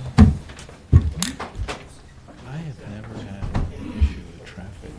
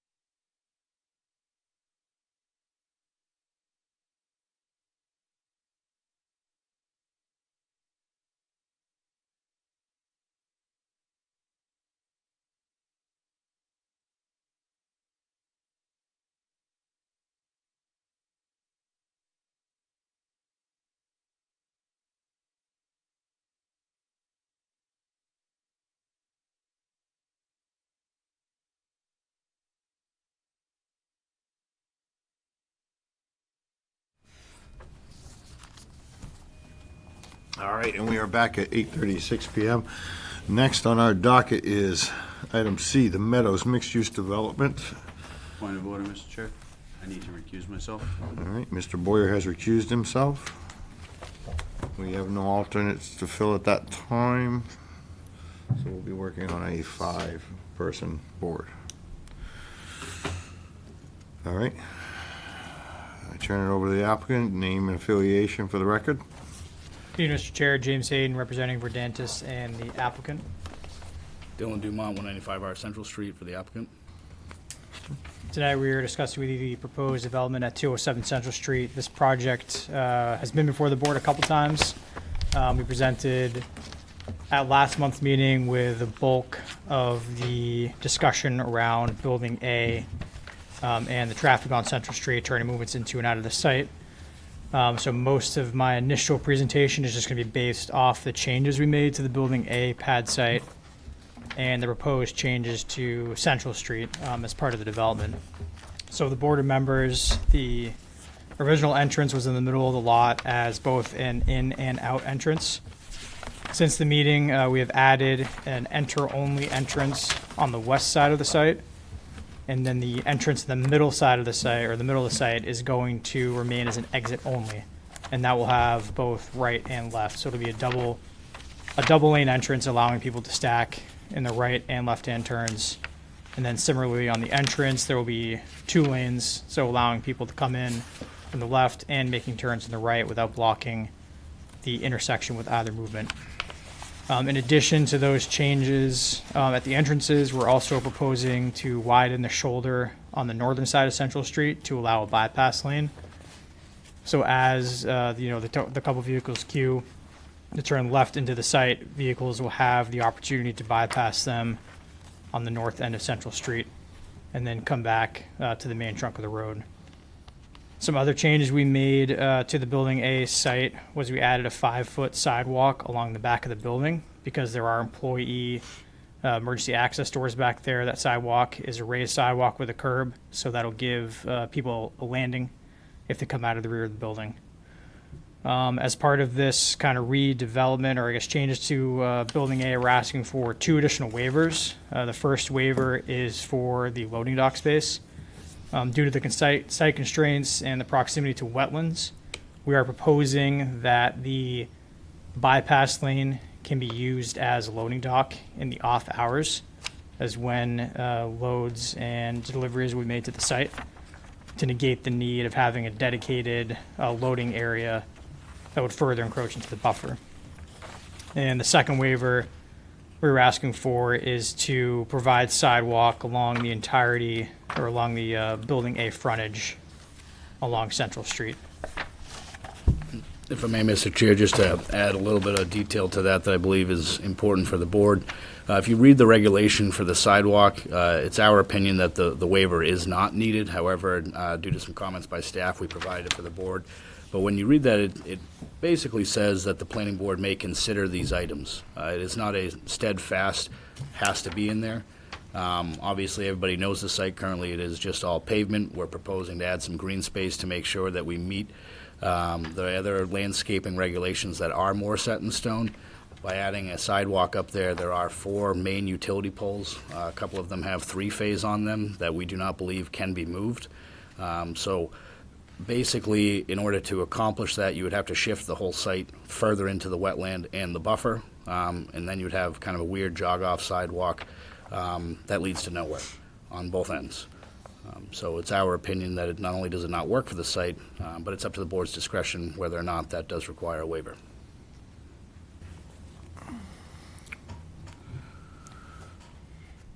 Anything else? That's it on that waiver. I'll let him continue. Yeah. I guess for continuing the sake of the third-party review comments, there were responses made in your packet to the second letter. We did receive comments back in a third comment letter. Most of them were minor in nature, changing some notes, adding, a sewer manhole in the right-of-way, things that don't really affect the overall operation of the site. There were a few traffic comments in there, but since the plans have been submitted to the planning board, our traffic engineer had submitted responses to those traffic comments, and there's a letter I believe it's in your packets, where basically Fussin O'Neill is acknowledging that and agreeing with methodology in the traffic study. But they are stating that they haven't seen the plan. They are saying they haven't seen the plan for the bypass. You'll note in there that they say it needs to be reviewed by DOT, but this is urban compact, and DOT doesn't have Correct. jurisdiction in here. So So have they seen ultimately, it with the dual entrances and stuff? So the analysis that they were provided took into account for the bypass and for the dual entrances, and they do acknowledge that this specific plan set had come about with a meeting with the town engineer after the fact. And at that point, I believe it was Steve had taken off on vacation, and just to get a review on the analysis was tough by the deadline. As you know, it came in pretty close to the meeting here. So they had not had a chance to see that update. I did speak with Erin myself. She didn't have any concerns, at least over the phone call that I had with her. In regards to that, she did believe, though, that the analysis that was provided gave the correct information to solve the problems that they were looking at prior to, with just the singular entrance. The dual entrance, I think, provides even more of a safeguard, as well as obviously the bypass. and I think it's worth noting too that the dual entrance and the bypass lane weren't things that were added because the traffic analysis said they needed to be added. They were added as ways to ease the operation into and out of the site, and then also give a bypass for left-hand turns into the site. So the traffic analysis conclusion wasn't, we're greatly affecting the traffic on Central Street, therefore we need a bypass. This was kind of a, I guess, call it a good faith effort by the applicant to help alleviate some of the pressure on Central Street. Yeah, I just bring it up because I've never seen Fussin O'Neill make the statement that they haven't had the actual plan in front of them to review. So it was just a very unusual suspect. Yeah, just with the timing, how it worked out. Yeah, and to speak that a little bit further, I guess, to James's point, our analysis, and as we spoke in depth last time, showed that the site worked as it was with the singular entrance. We did change that, which they were able to review prior to.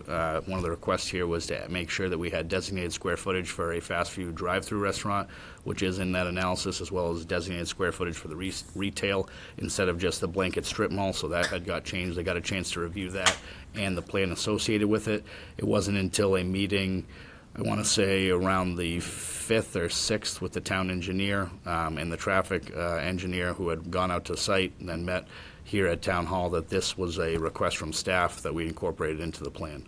So again, it wasn't that Fussin O'Neill had a problem with it before. It was an internal request that we accommodated. And just because I've already interrupted you enough in your presentation, but I'm assuming the drive-through window now comes all the way to the end of the building. Correct. Well, That curb, you really can't have it on the backside. correct. It's not on the backside. No. To fairness, to your point though, just from full transparency, it's definitely not all the way to the front either. There is an emergency exit that we need over there for the residential units up top, and it is behind that. I'm done interrupting you for right now. I think that's all I have as far as plan changes go. I don't know if you have anything you want to add before we. No, I think that obviously the bulk of the changes, to James' point, was on Building A. That seemed to be where the bulk of the conversation was around. At the last planning board meeting, we did want to make sure we accommodate everybody. I'm sorry to see Mr. Crowley not here today, because we wanted to make sure that we got all of his comments answered as well. He provided us with a second letter, and we did get those out. So I wanted to give James a pat on the back to make and point out that was handled, and that was submitted to staff in time for review. And I also want to give him credit for meeting the deadline that this board gave him of having it in with enough time for us to respond to them. We took the comments to heart that was brought up at the last point. As James noted, Mr. Chairman had asked for a sidewalk on the back of the building. That had been incorporated.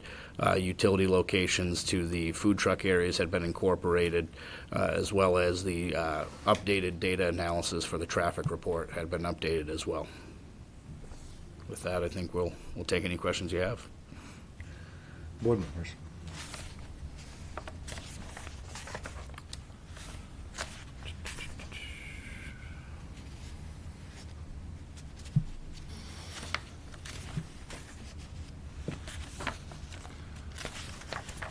I'd like to hear from Mr. Mr. Dima on the sidewalk. Mr. Dema, Mr. Vanderveen has a question. You were opposed to granting the sidewalk waiver. Could you Correct. speak to that, please? Yeah, I think this would be an ideal spot to put a sidewalk. It's not too far away from an existing one.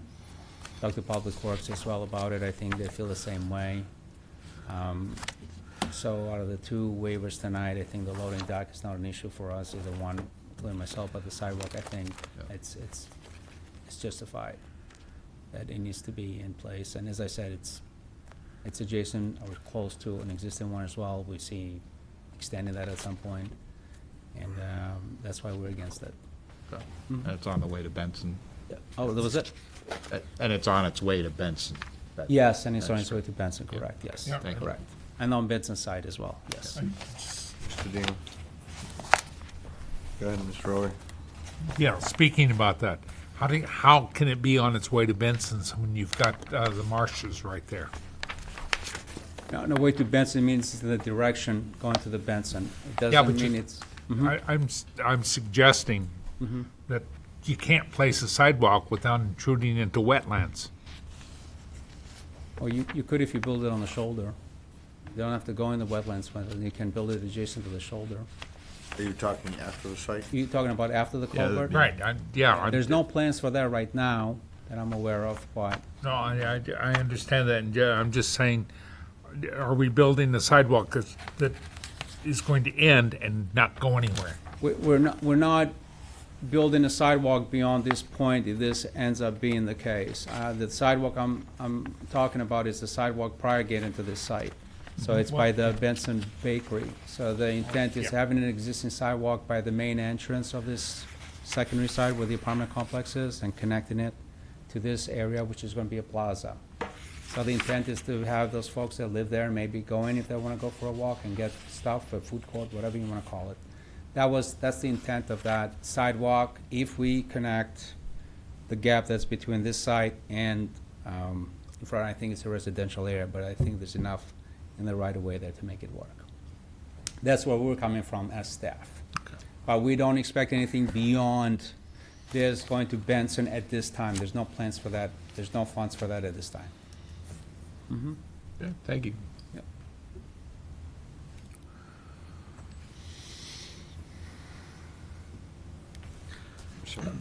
Thank you, Mr. Chairman. I don't disagree with Mr. Dema's sentiment behind the sidewalk. However, I will just point out the feasibility.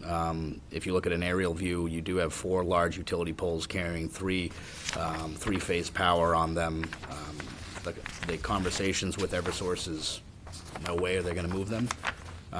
And if anybody can remember, I was stuck in that position, I don't know, maybe about 6-7 years ago, and actually had to come back in front of this board to get that removed. So I don't disagree. I just personally don't think it's feasible. Another thing that I would bring up from somebody, if I was living there, I think you're going to force people to then try to cross a bridge or a culvert that's extremely narrow and have some safety concerns over there. If you put people on a road and you point them in a direction, they'll walk there, but you're going to be left crossing over a culvert that is the narrowest point of Central Street and probably one of the more busier areas.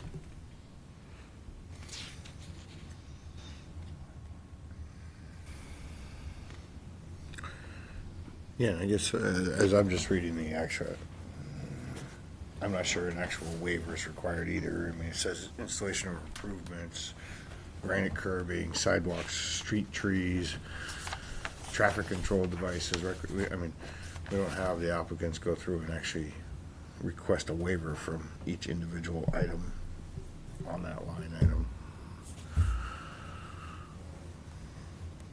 They've submitted the waiver, but I think they're probably correct in that.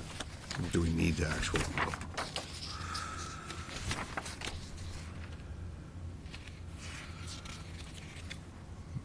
One thing I would like to add to that, Mr. Chairman, and I appreciate you, the clarification on the regulation. It was brought up with the previous applicant about what do we do later, traffic, whether it's pedestrian or vehicular, all the same. There is a catch-all that this town has in place, a safety mechanism. I was actually surprised that I didn't hear the applicant or this board bring it up. It is called impact fees for a reason. If we believe in the future that that is necessary and that this plan of making a sidewalk right down Central Street could occur, those fees are there for that, and they can be used for that so long as it is a new structure, which obviously in this case it would be. Again, same thing for the traffic. We obviously provided off-site improvements as well, but the impact fees are there for a reason, to be used for that exact purpose.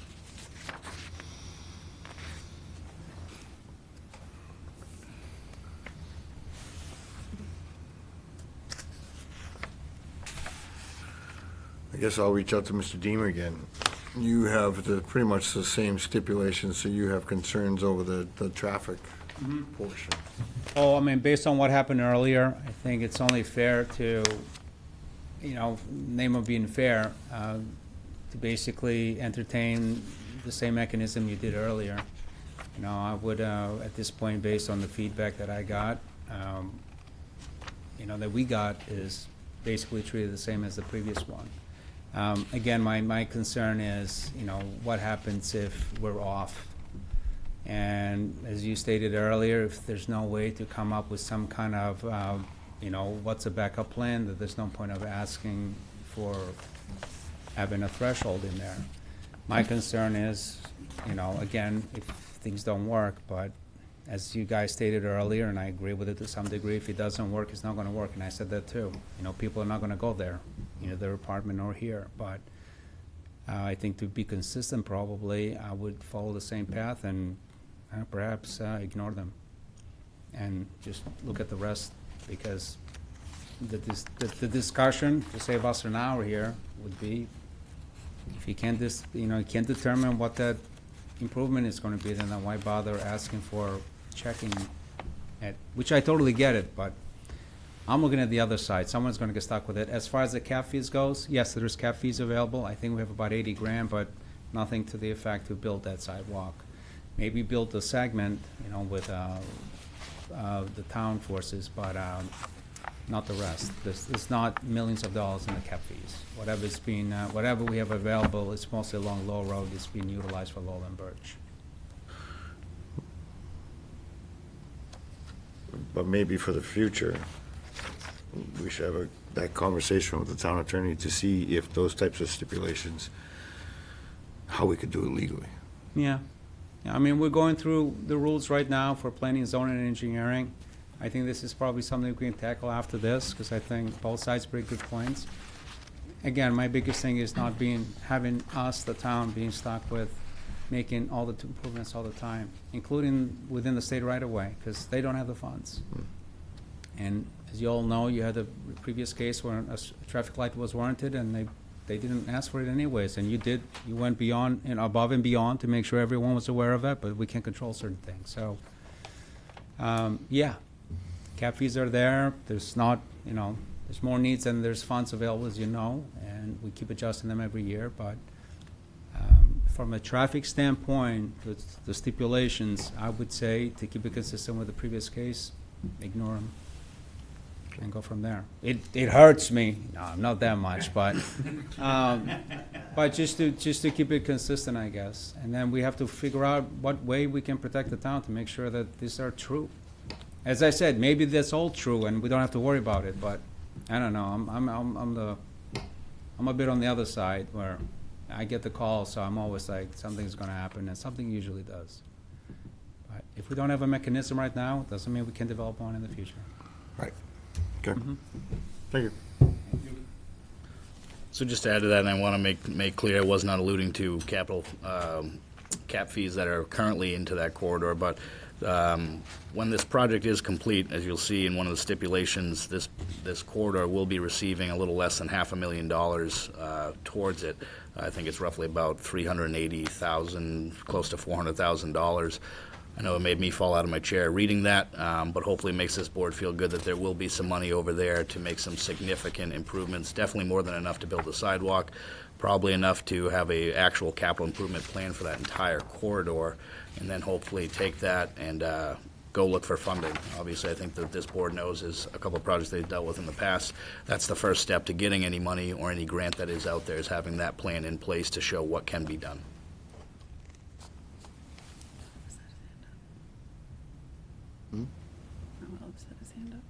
Mr. Dima? For a minute there, I thought Mr. Dumont was offering extra money over the cap fees. Yeah, that's what I was gonna say. We could do a reduction if it makes you feel better. I know it would help me. If you're entertaining providing a waiver, and obviously you have position from staff, but if you're entertaining the waiver, I would say, at a minimum, have the applicant provide the design for that sidewalk, while we remain responsible for the construction down road to be utilized for the cap fees, especially now that they have it, or a minimum get the CAD files and everything else related to it. That could be utilized as much as we can related to at least one portion, which is the design. And so at least we have a layout and appropriate easements, if that, or access easement through it, or at least maybe the ramps, anything related so we don't impact them down the road if that sidewalk is in, handicap ramps on both sides of the entrances, things like that, so we're not taking things out again if we have to go back there and do it, utilizing the cap fees. Those are the things I would, at a minimum, consider if you're going down that road. Yeah, and we're cleaning up the whole sidewalk thing, right? Correct, Okay. correct. Just because, as I said before, it doesn't say it's actually required. Under the way it's written today, it's not required. It's an improvement that the board needs to weigh. Mm-hmm. Kind of traffic signals and other things. So that's why I'm not saying it really needs a waiver, because it doesn't specifically stipulate that that's a requirement. It's just something, just the way it's worded is, which is one of the issues we're working on, is the way things are worded. But would the applicant be willing to graciously offer that to our town engineer? What we certainly don't have a problem with, I think that the design, in my opinion, should be handled through with the entire corridor, because I think that'll make changes and the design would be useless at that point, but an easement would have no objection to that. The CAD file that we have here, I don't see a problem with that, sharing our files. A specific design, I would say the town would be better served to plan that entire roadway instead of just a sidewalk, but that's just me.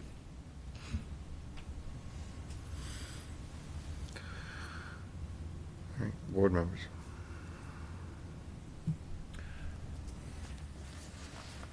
And just because I said I don't think it needs a sidewalk waiver, I mean, you all interpret it your own way. Mr. Van Veen. We've discussed this before. I came up with, 300,000, 305,000, $653 in cap fees. See if I did my math right here. Maybe I didn't do I my thought you math. just testified it was 360,000, or almost $500,000. Well, I will take Mr. Vanderveen's numbers, but I I'm would say just that adding up the one of- numbers here. one of the stipulations would have to go away, but I would definitely take Hang on a second. Mr. Maybe I missed one. Vanderveen's. You got the 70,000, the 87, the 139, another 87, but I'm more than happy to. No, we're bring it not, down. no, we're not gonna do anything on my mathematical error. I mean, 300,000, you get one nice sidewalk, I'll tell you that. What do you have, Brooke? I didn't realize that was supposed Yeah, to be added at the same time. $383,980. Should have stuck On with my your second numbers. try. Must have missed a number. See how generous. I you guess are? what I'm saying here, we do remember the power pole issue on Haverhill, where Eversource wouldn't move them. Who's using three-phase down there? Everybody? Everybody? I would defer to the chairman on that expertise. Okay, just all those businesses and stuff. Yeah. Commercial facility. So I'm kind of leaning that would probably be more like a big overall design project, probably with the state and the 10-year plan. I think, to the conversation that happened before, and obviously with this site, Central Street today has an extreme amount of cut-through traffic. No fault of the landowners, the property owners, or the applicants that have been in front of you here tonight. It's not going to change that. What needs to happen over there is there needs to be a capacity analysis, and you need to figure out a better way to improve Central Street as a whole. It's just my opinion that that burden doesn't land solely on one applicant.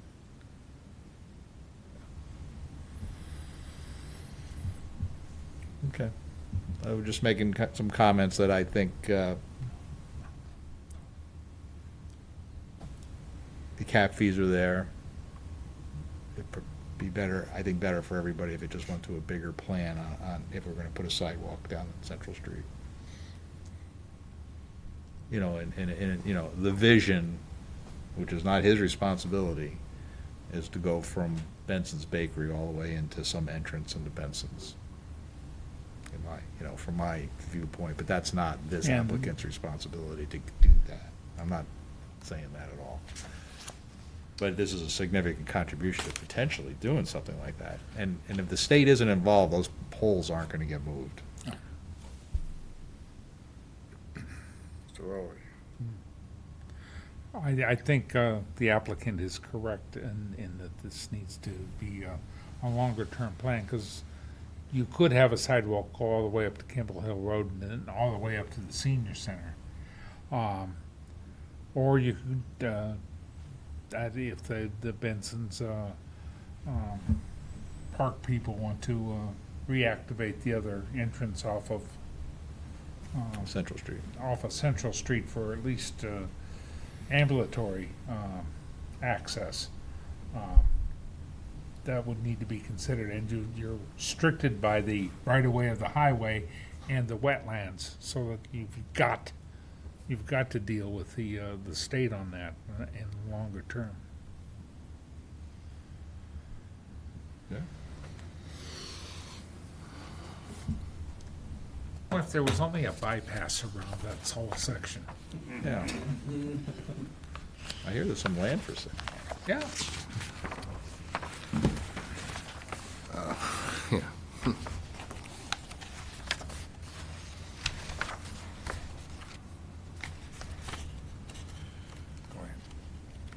All right. What we got?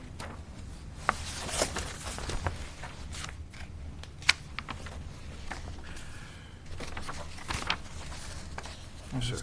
I'm gonna, If I may, Mr. Chairman, just because obviously it was a point of conversation, some of the stipulations that's in the staff report, I just wanted to kind of recap. It appears to me that the traffic one, hopefully will be treated the same as the other one, which would be number 7 in your packets, would just go away. I do have some concern over some of the other ones. I don't know if that's appropriate at this point in conversation, but I just wanted to make that clear before we got too far.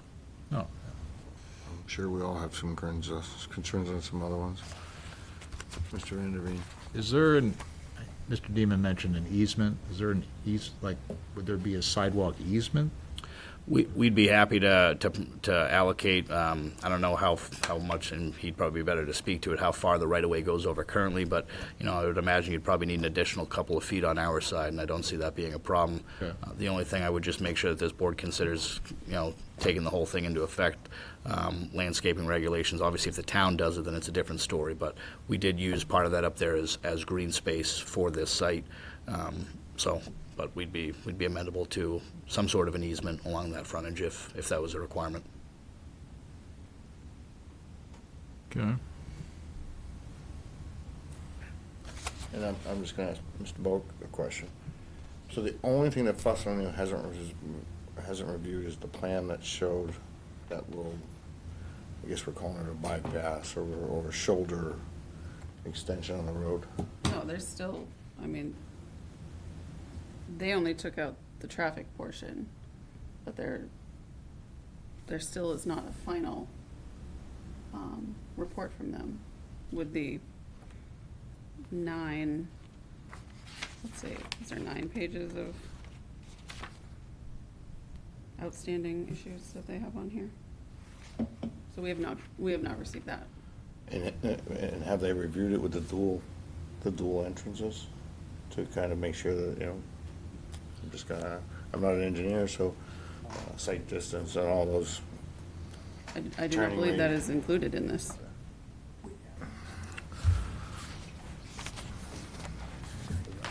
And they still state that they are unsure that the drive-through is going to work, so I don't know how those are. Mr. Chair, if I may. Go for it. Regarding the Fussin O'Neill comment letter, I know it seems lengthy, but the way they write their comments is any comment that they don't have further issue with, they essentially state their old comment, and then below that, they say no further Fussin O'Neill comment. So although the comment letter is 9 pages. I've read quite a few Well, of them. the I understand. It's 14 pages. There's Okay. 9 pages that do not say that. Don't say that. Okay. But I think most of those comments, and I've read through them, are, with respect to the 2 traffic comments that have been addressed, are plan changes or confirmation items. I know there's one in there about the drive-through and their inability to, I guess, confirm that it works. But from my understanding, the way the site is designed and laid out is that the tenant, whatever tenant comes in here and uses this, is going to have to be one that can utilize the site as designed. And I think we said it at the last meeting that if, for whatever reason, things don't work out and we need to come back to the planning board to modify the drive-through or make changes, then we're more than happy to do that. So I think as far as a drive-through comment goes, that's something that is going to be worked out between the applicant and the tenant to utilize the space that we provide them. And if we need to change it, then we'll have to come back. But as I go through the other comments, it's adding a sewer manhole to the right-of-way, which is pretty minor, confirming the pipe outlet size to the gravel wetlands, matching up the outlet structure orifice size to make sure it matches the hydrocad, things like that, which are valid comments, but they're not going to substantially change the overall layout of the project. And they'd have to be made anyway and submitted back to F&O. So I understand there are comments left over, but I'm not really sure how many of them are actually going to change the site plan holistically. So how about the new Fussin O'Neill comments? The ones for traffic. It Yeah, looked that like, we do not consider the projected 95% left turn queue to the site to be significant. All operational issues, given the queue does not impact adjacent intersections, all right.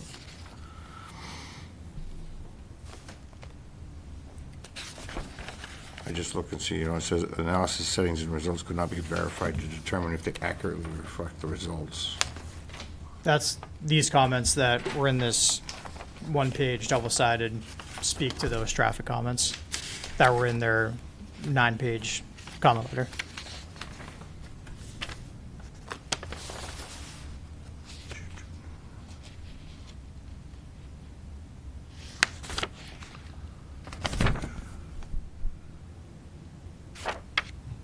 There's gotta be a way to streamline this.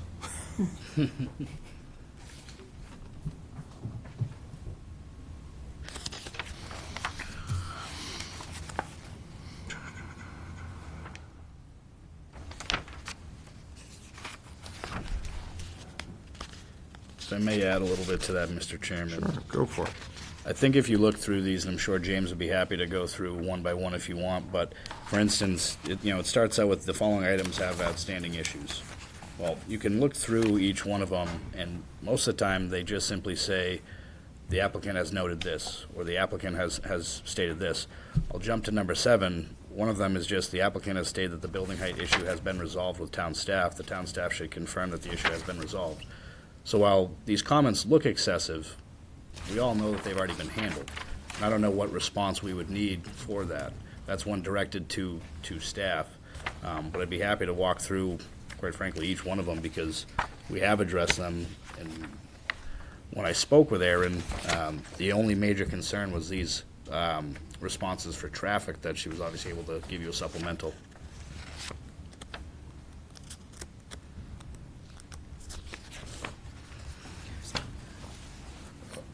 Mr. Moore? I just want to state that the town has not, staff has not heard back from Fussin O'Neill, so I'm unsure of this conversation with Erin. So we haven't received anything in return. But, I mean, there's comments on here, the applicant has stated that the intended tenant and specific use of the drive-through is not currently known. They're unable to review the adequacy of the drive-through without additional information. There's stuff on here about the kiosks, all of that stuff missing from the plan. I mean, we've approved how many drive-throughs, and they've all included that information. You know, kiosk signage, stuff like that, so that's outstanding stuff that is still in this report. Well, to that point, sorry, to that point, I thought that was addressed at the last meeting. There is no tenant, and Fuss O'Neill is correct. We haven't stated that there is a tenant because there isn't one, and I think I stated last time, if I came in here and told you that this was what was going to happen, I would be lying to you. Being more transparent is what we did was we allocated square footage to the use in there to accurately reflect the traffic analysis. The traffic analysis for a coffee drive-through shop or fast food that's listed in there doesn't change based on the specific tenant. The analysis changes based on the square footage, and that's how you've come up with those traffic flows, which is what we incorporated in here. So Mr. Bowick is correct. We don't have that information. I stated that last time. I wouldn't be able to give it to you. It simply does not exist. As far as signage goes, Hudson has regulations in place that cover exactly how many square footage or how big your signage can be and where they can be at and how many of those you can have. I meant drive-through signage, drive-through kiosks, all of that stuff that is normally on a drive-through plan. Yeah, no, we do not have tenant-specific information for that. That is correct. The only thing I can say is if the site is significantly altered or altered in any way, obviously it would have to come back in front of this board for either a minor or a full site plan review.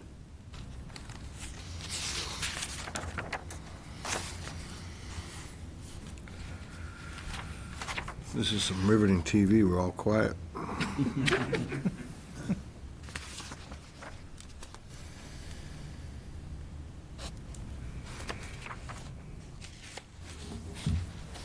Mr. Vanderveen. Another question for Mr. Dima.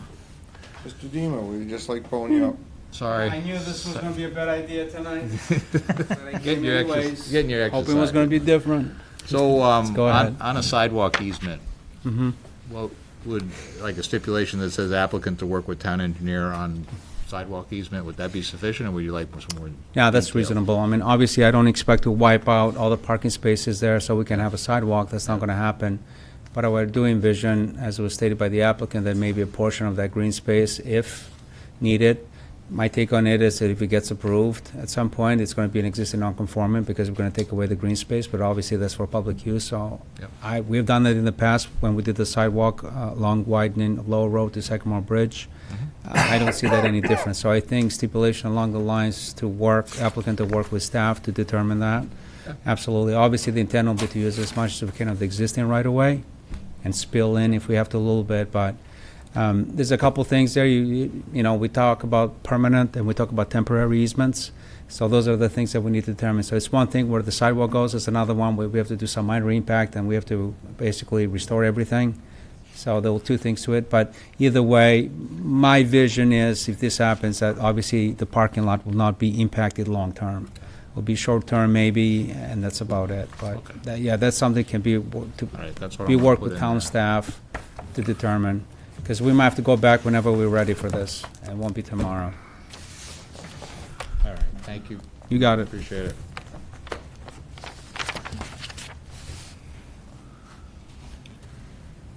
Your food court areas.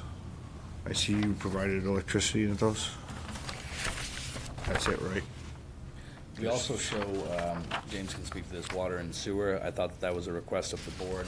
We also note that I believe Mr. Dima and Fuss O'Neill said that might not be a good idea for water and sewer to go to those, but we want to be prepared to see what the board's flavor was on that, obviously. There's, 6 in one hand, half dozen in the other. There's multiple ways to handle those stubs. Really the preference of the board. Water sewer's out of my jurisdiction, so my first thought is how do you keep it from freezing in the winter? That's just it. The problem with it is obviously keeping it from freezing and metering it to make sure you know what is actually getting used on site over there.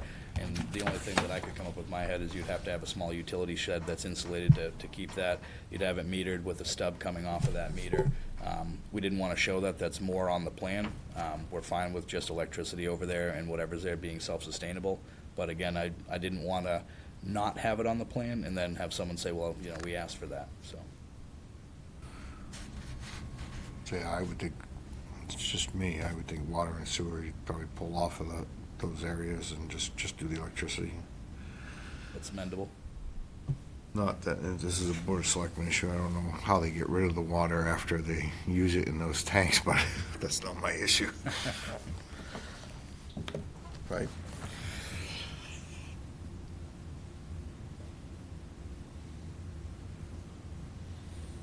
It's a quiet night. Well,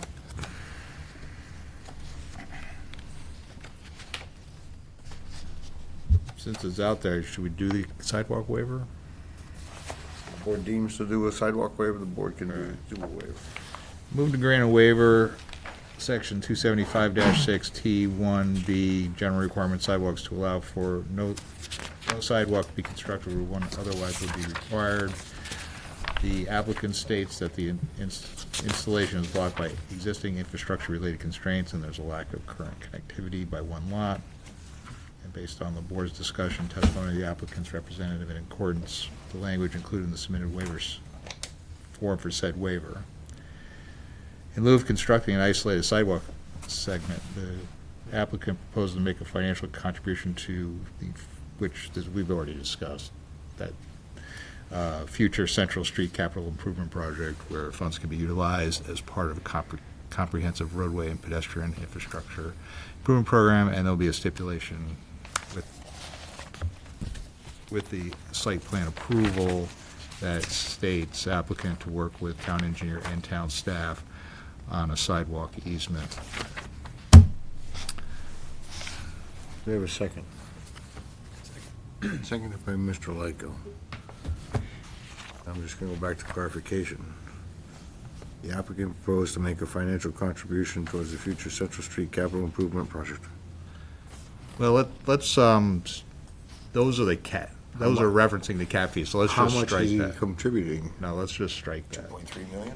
We're just gonna strike that. We're going for it, let's go all the way, right? As long as it comes from Mr. Dima's salary, we can do whatever. Christmas bonus. We'll strike that if the yes, strike it. seconder is okay with that. So we're striking, We're striking from in lieu of to improvement program, All the way to the end. all the way to the end.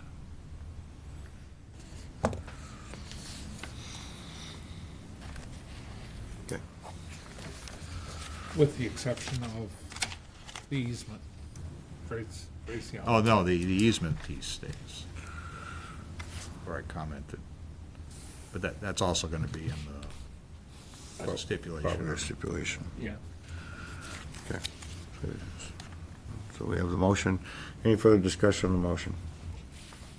Seeing none, all signify by saying aye. Aye. Opposed? Motion carries 5-0.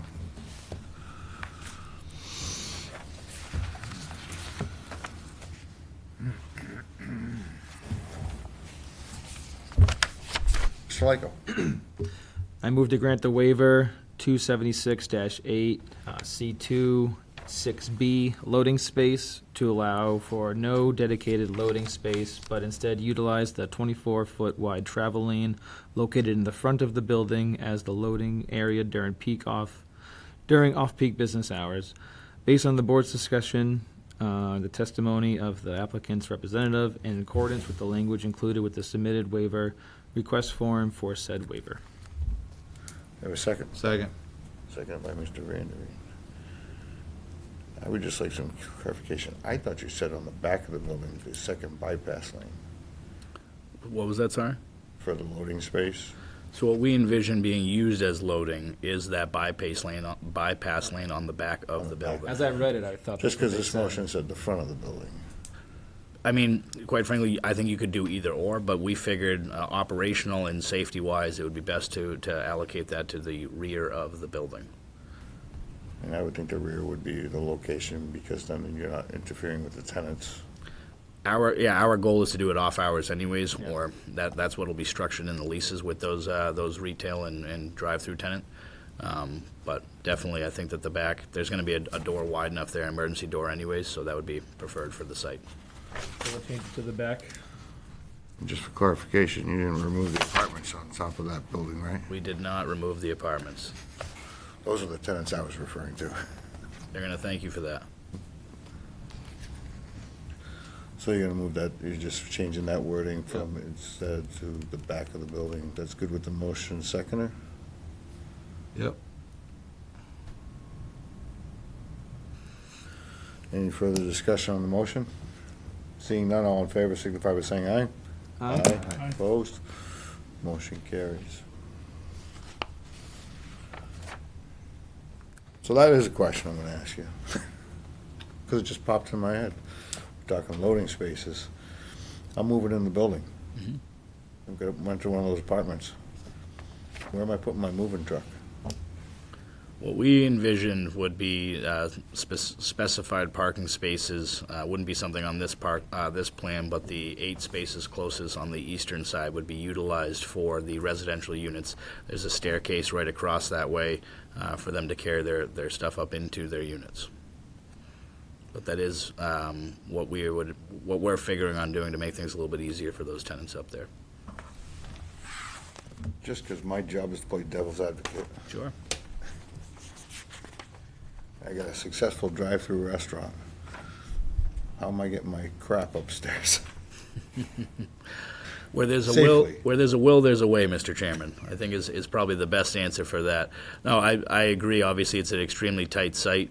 I don't think that we could get any closer to that, as stated at the past planning board meeting. That double bypass serves multiple functions, obviously one for the loading, one for the drive-through, but also as emergency service apparatus to be able to go around the entire building and circulate.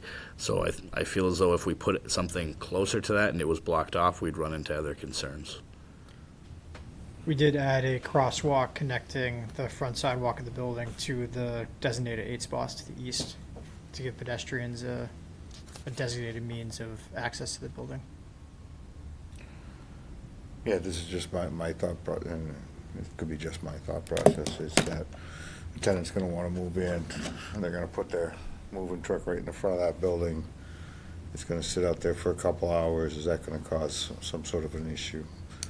I don't know if there's a solution. I'm just throwing out the problem, so when it happens, you can say, hi, the chairman was pretty smart.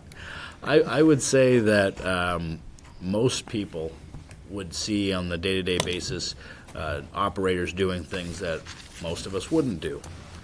What that then comes into is obviously the management team that would be over there for the building to correct that issue and to make sure that there aren't any disruptions, safety-wise or otherwise, to the other tenants in the area.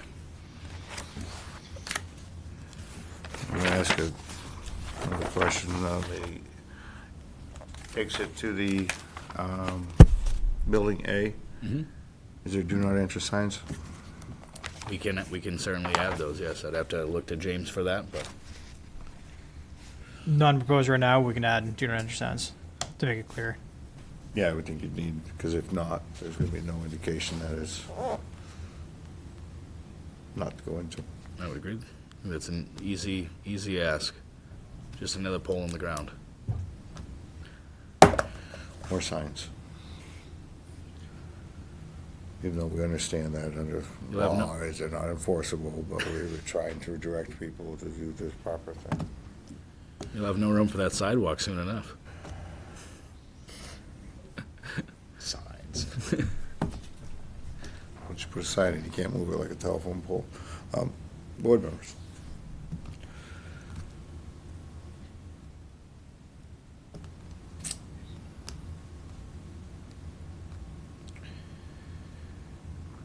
So what are we waiting for? Hudson O'Neill? Mr. Bowick? No, you probably said this twice, but you can just say it one more time. We're not ready to read a motion yet, then. I'm just going to state that we don't have a final report. Yeah, okay. So I would like to ask Mr. Bowick on this on the approval motion, if you could add that applicant to work with the town engineer and town staff on a sidewalk easement, so it's all in there and ready. I had that as 15, but there's other stipulations that probably, that are suggested by the town engineer that we may want to consider adding too. Should we go through that? Well, we could go through that exercise because I think there's also some stipulations from COMCOM that I think would not be what we want. Yeah. And give clarity to the applicant. The applicant's raised his hand, wishes to speak. Oh, I yield.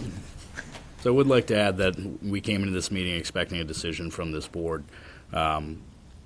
And I would ask to look carefully through that comment letter from Fussin O'Neill, and I think that you will see that there is not anything of substance in there. One thing that I would like to point out that I'm sure this board is well aware of, but number 3 of your stipulations specifically requires us subject to final review by Fuss and O'Neill. So typically, those small little nuanced ones, whether it be the manhole or for some reason the zoning that happened way back in February, to be clarified, added a note, put on somewhere, it gets double, triple checked, actually quadruple checked, town planner, town engineer, town council, and Fuss and O'Neill, and it is subject to that review. So, be more than happy to accommodate. Town council doesn't review the site plan. It is within your stipulation, sir, which is the only reason why I read it. I'm not going to be paying that much money.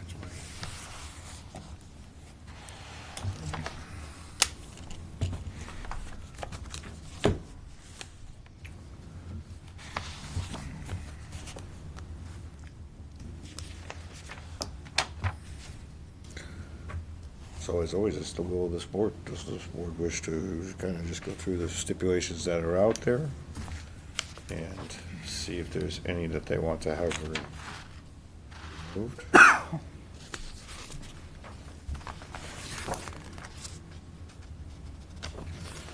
right, now you're starting to bother me, Mr. Dumont. Well, I figured if, everybody, it might as well get the conversation going. I'll throw out 2 for you that I think that should be removed from the applicant's side, which would be stipulation 7 from engineering in totality, as well. Well, I guess there's a couple of small things in there, but the main concern is obviously the traffic that was discussed earlier, as well as the way that the phasing development is structured. Not only is it not economically feasible, but I have never seen any type of structure like that.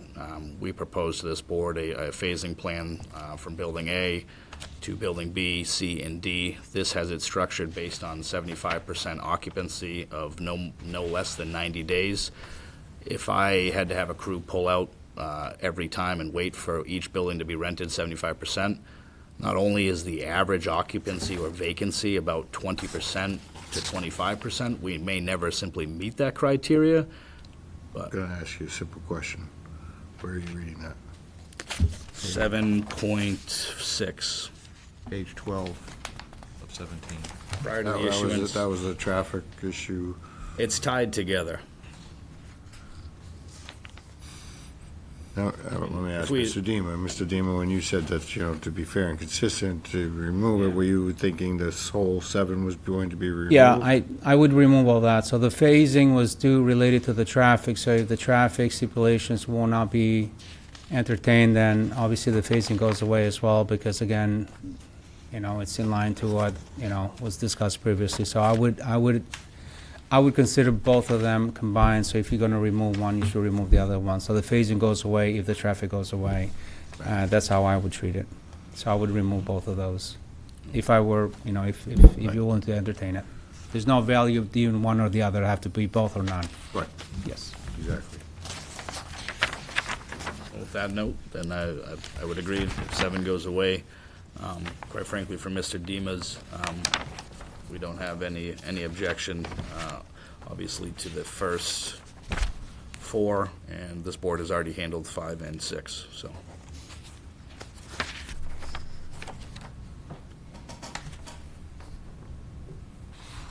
For my, just, if we're going to talk about things that I think are necessary, I would go to the COMCON recommendations. Hang on one second. Yep. The bypass lanes and all that? That was all part of 7, too. Well, no, the bypass lane that they proposed would stay.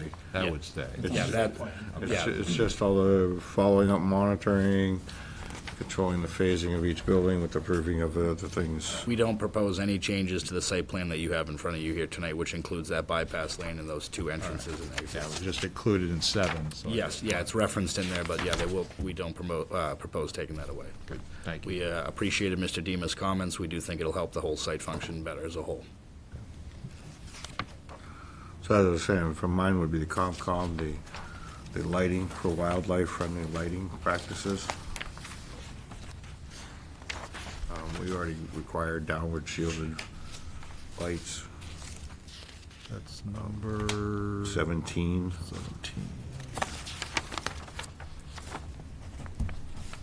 17. 18 and 19 are under the purview of the planning board and are already stated on the plan of what they're gonna do. And then 20, tree protection. I'm going to ask the applicant, are you gonna go out and find willow trees just to cut down for the fun of it? No. If we can save a tree, it will be. I can tell you that from the site walk, the second site walk that we did with COMCOM, one of them is within a buffer that will not be touched. The other 2 that they spoke about are on a side of a drainage structure and an outlet. And I'm sure, as everyone's well aware, that might not be the best thing for a willow tree, or at least, for our drainage structure. They tend to find moisture and break everything around it.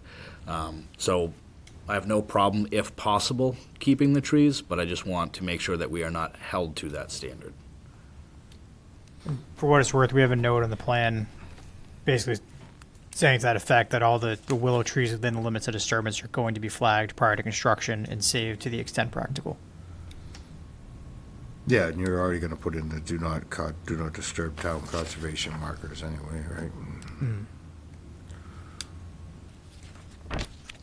There are a couple of other, That's, should be a standard part of the, It is, it's just part of number 20. Yeah. So I wanted to get, if we're just needing number. well, they 20. mention it Oh, it's number 2 2. or 3 times. Yeah. yeah, it's mentioned a couple times. We have no objection to that. Do have a couple of other questions or disagreements with 7, 8, and 9 as well, if the board is ready to hear me on those.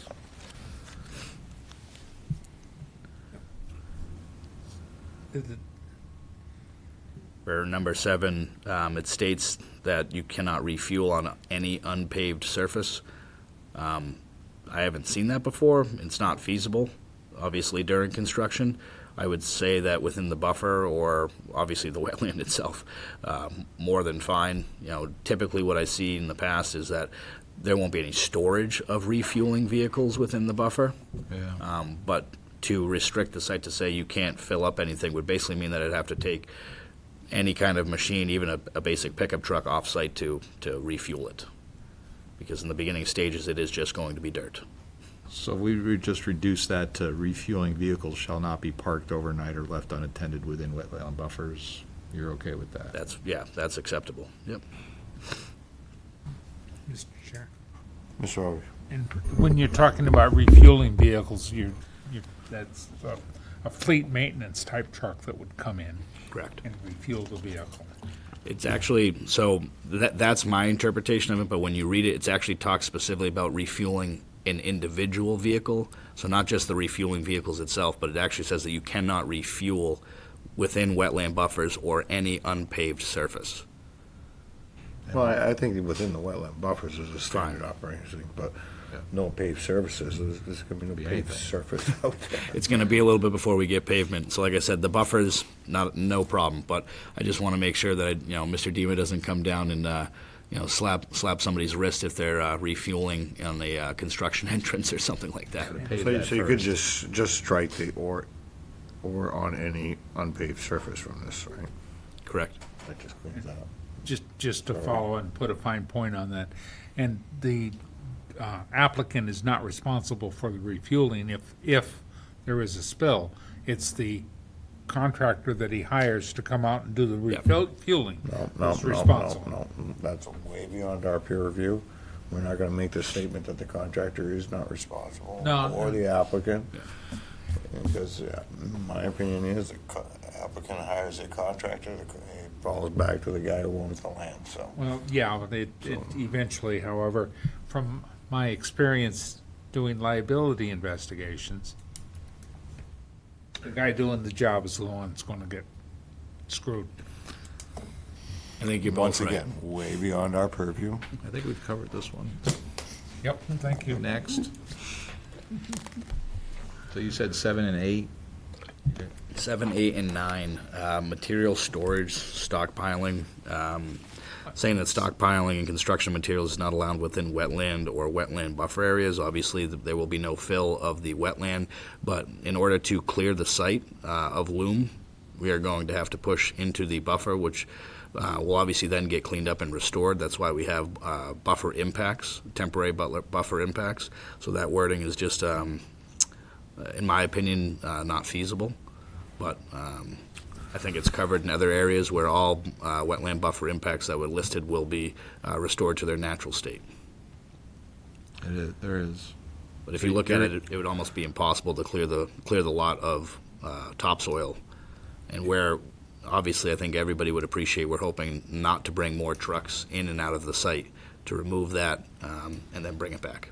So you're looking at loam being a construction material in that instance, possibly? Well, mainly because it says specifically material storage, Yeah. and I took that as site work. Yep. Obviously during the building phase, any construction building material is going to be as close to the building as possible. But I wanted to make sure that loam, topsoil, or things of that nature was not captured in that.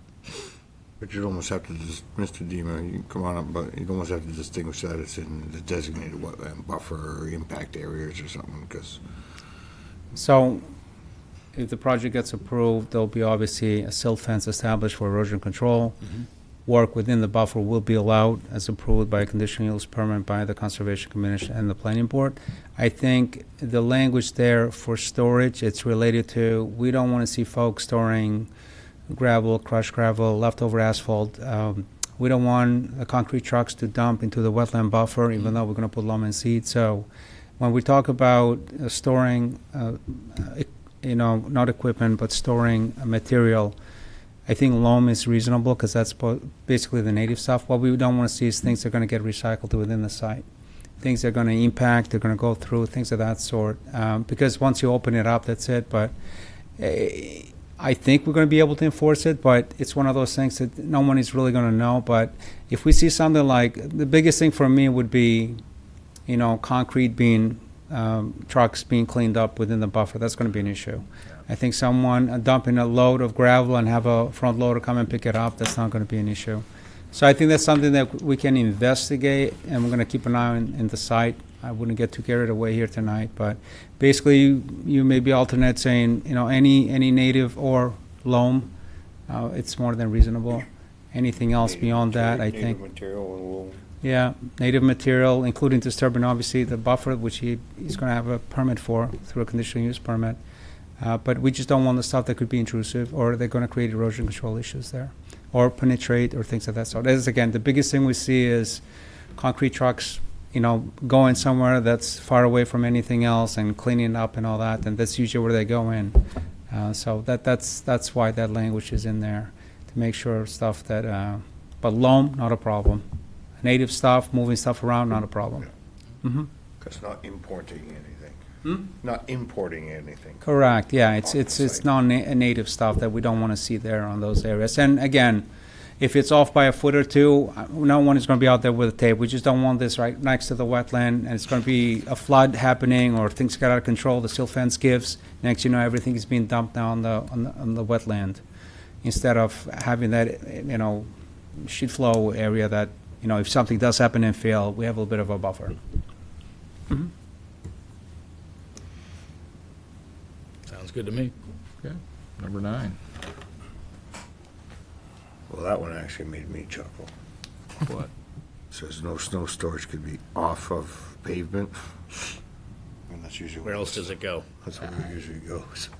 Yep.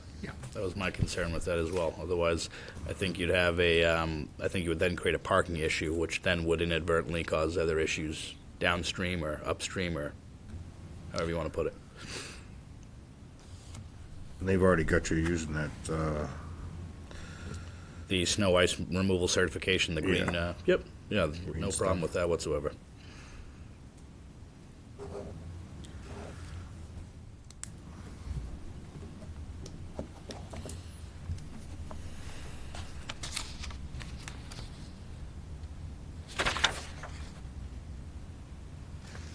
All right. That's it. That's all I had. I did find it kind of amusing how many that there were, considering I think that if I remember correctly from a larger project, there was only about 9 of them, but, 20 it is for this one, I guess. Grows.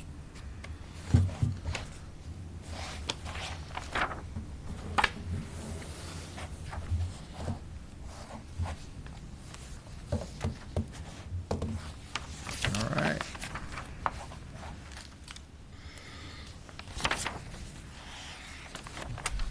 so. Back to that old fun time. What is the will of the board? What was that eloquent statement that you had with Fussin O'Neill and the town engineer and? Stipulation number 3, prior to planning board endorsement of the plan, it is subject to final review by the town planner, town engineer, town council, and Fuss and O'Neill. That's right there. It's already written down. Thank you. I missed the number the first time. It's one heck of a stipulation. Are we going to keep town council in there? You had a comment about that. Well, I think town council does any legal review, but they don't have a site plan. Okay, we're going to leave them in there. Can I make a motion? Mr. Ori had his hand up. Yeah, just. When you say final review, that doesn't mean approval, it just means a review. So if Fuss and O'Neill has an issue, what happens? Well, yeah. I mean, it would be uncharacteristic for this board to issue an approval prior to the final receipt of review from the third-party review company, engineering company. So it would be a conditional approval without having the, yes. So, Well, if it was a conditional approval and Fuss and O'Neill comes back with, what is the trigger? okay, What is the trigger for the return? yeah. I understand the applicant, as all applicants want, an approval. I'm just stating it would be, there have been times where there have been, signatures missing or revision dates but typically,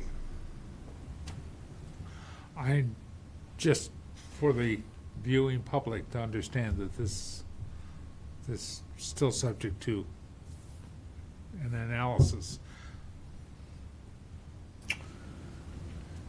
if this planning board makes the motion to approve, the plan set that's in front of you is what you are approving. Correct. Subject to, No.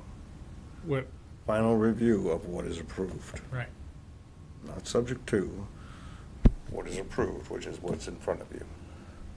but we have the stipulation that says, That the stipulation is that the final review will be that they actually, for any changes, alterations that they've made and promised here at this meeting, or any previous meeting, that they actually incorporate those into the plan set.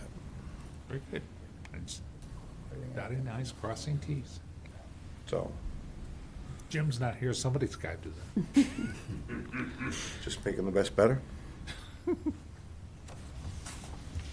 If the board would like clarification, we'd be happy to even a separate stipulation that it is subject to the review letter from Fuss O'Neill that you have in front of you, as well as the supplement in the packet. If anything, they're, in my opinion, they're information-based that we've asserted here tonight that we're going to add those things to the plan anyways. Like I said, I don't believe that they're of any substance, but I'll leave that to the board how they would like to word it. I will tell you that my intent behind subject to final review is to meet Fuss O'Neill standards. But And subject to Fuss and O'Neill's final review and standards.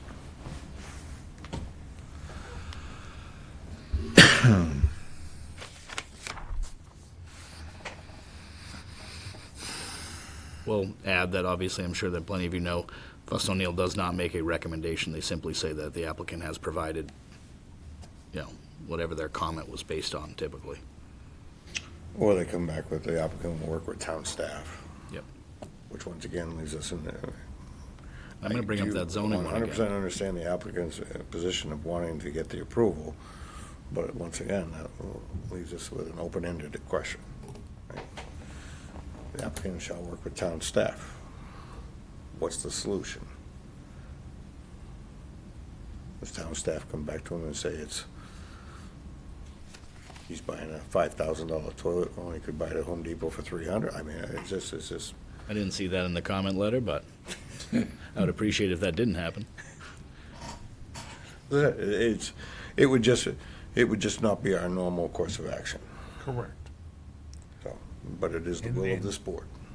Because of its location and because of the interest it's generated, I just want to make sure everybody watching this understands we're not just rubber stamping it.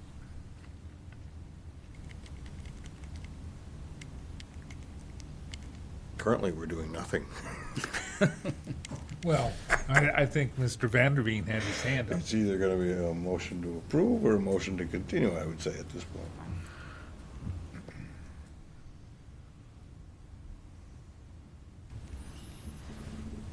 Well, I recognize the whole, and I just want to make sure it's worded properly on how the Fuss and O'Neill final review is going to be dealt with. Like, if they find something wrong, what happens? Let me ask this question to Mr. Bolt. When would we anticipate having the final review back from Fuss and O'Neill? I honestly don't know. How long has Fuss and O'Neill had the information? Do we know that? Do we have a stipulation that requires them to actually do it in a certain amount of time? I don't know. I'm asking multiple questions. I believe they had, is it 60 days? They're contracted. They have 60 days, but it doesn't take 60 days. Yeah, it also depends on how many reviews. So the latest They get one put was in the a fourth queue. one. So it has to be within reason. If it's pretty complete, then it's pretty straightforward. Yeah. So there was some back and forth in there. They're all minor, but there's a lot of them. The concern is if we don't agree with it, does the applicant come back? Typically what happens if the Fuss and O'Neill hits a wall, they'll then say, you'll have to deal with the town engineer or staff. That's usually how they handle it. They don't take a position one way or another. They just kind of say what's right, what's wrong. It's been, it meets town standards or not, and if it doesn't, you got to do this, this, and that. I think they got them for a week. The problem has just been a little bit of a catch-up on this particular one. And I think we had the discussions earlier today, too, with the applicant's representative that, like the plans they're showing tonight, it's the latest and the greatest, but that's not what you have in the packet, right? So they've been, as they get the comments, they're doing it, but we haven't had a chance to look at the greatest.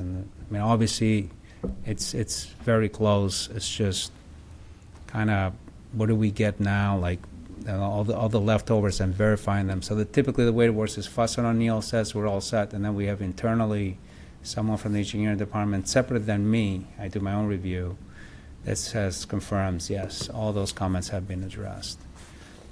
That's not in tonight. But usually we have staff confirming that Fuss and O'Neill is all set as well. So they do their review, and then we confirm that everything's been it's been addressed as well.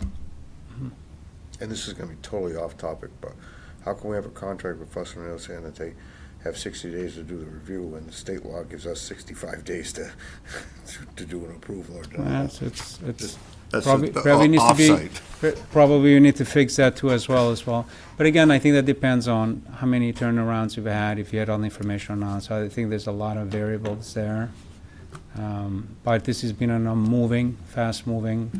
You know, they get the comments, they respond, we get them, we don't get them, we get everything, we don't get them. I think in this case, there was a couple things missing, I think, on the traffic piece that's kind of throw everything off a little bit, but that's kind of where we at. So we're a little bit behind when it comes to the Fuss and O'Neill getting their response and then confirming that their response have been addressed.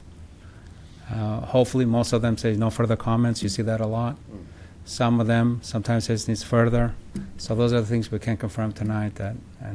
That's the biggest thing is if we don't agree, does it come back or not? Let's just say the applicant, I said I don't agree. Now you're putting it on staff that says, well, it's approved already. And what if we don't agree? And my take on it would be, same as Brooke probably, town planner would be go back to the planning board if we can agree. So two things. One, just a clarification. The copy of the plans that are in your packet here tonight are the copy of the plans that we're showing and have been speaking about. Those were all submitted prior to the deadline, and those are also the ones that were outside of the bypass area submitted to Fuss and O'Neill. So all of that information has been submitted. If the concern is over the August 13th letter, and that is specifically called out that the applicant shall satisfy the comments in that letter, I don't have a problem with that. I think that we've already done the majority of those, and like I said, when you read through a lot of these, they're more clarifying than anything. I think that they're pretty straightforward myself, but that's just me. Mr. Vandery. I guess I'm going to look at the hook as being prior to planning board endorsement of the plan. It's subject to final review of the town planner, town engineer, town council, Fuss and O'Neill. The hook is, there's no agreement, there's no signature. That's my interpretation of it as well. So, with that. So if, just for clarification, if Fuss and O'Neill says to go back to town staff, and just so the applicants can agree it's on this, on TV, if the applicant and town staff cannot come to a consensus, you're coming back here with that. So long as it's not something outside of those initial comments, yes.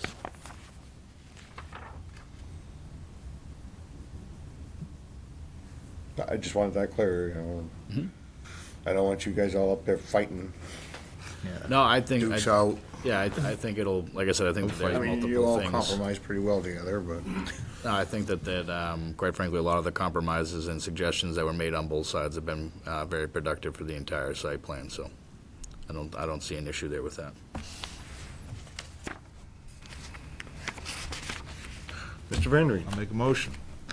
I move to approve the site plan application and conditional use permit application for the proposed mixed-use buildings, Meadows non-residential site plan 02-26, and conditional use permit number 02-26, map 76, lot 041, 44, 45, 207 Central Street, Hudson, New Hampshire, prepared by Verdontis LLC, 176 Newport Road, New London, New Hampshire, 03257, prepared for Meadows Property LLC, 195 R Central Street, Hudson, New Hampshire, 03051, consisting of 43 sheets and general notes 1 through 11 on sheet 2, dated August 29th, 2025, and last revised July 23rd, 2026. And that the planning board finds this application complies with the zoning ordinance and with the land use regulations, with consideration of waivers granted and for reasons set forth in the written submissions, together with the testimony and factual representations made by the applicant during the public hearing,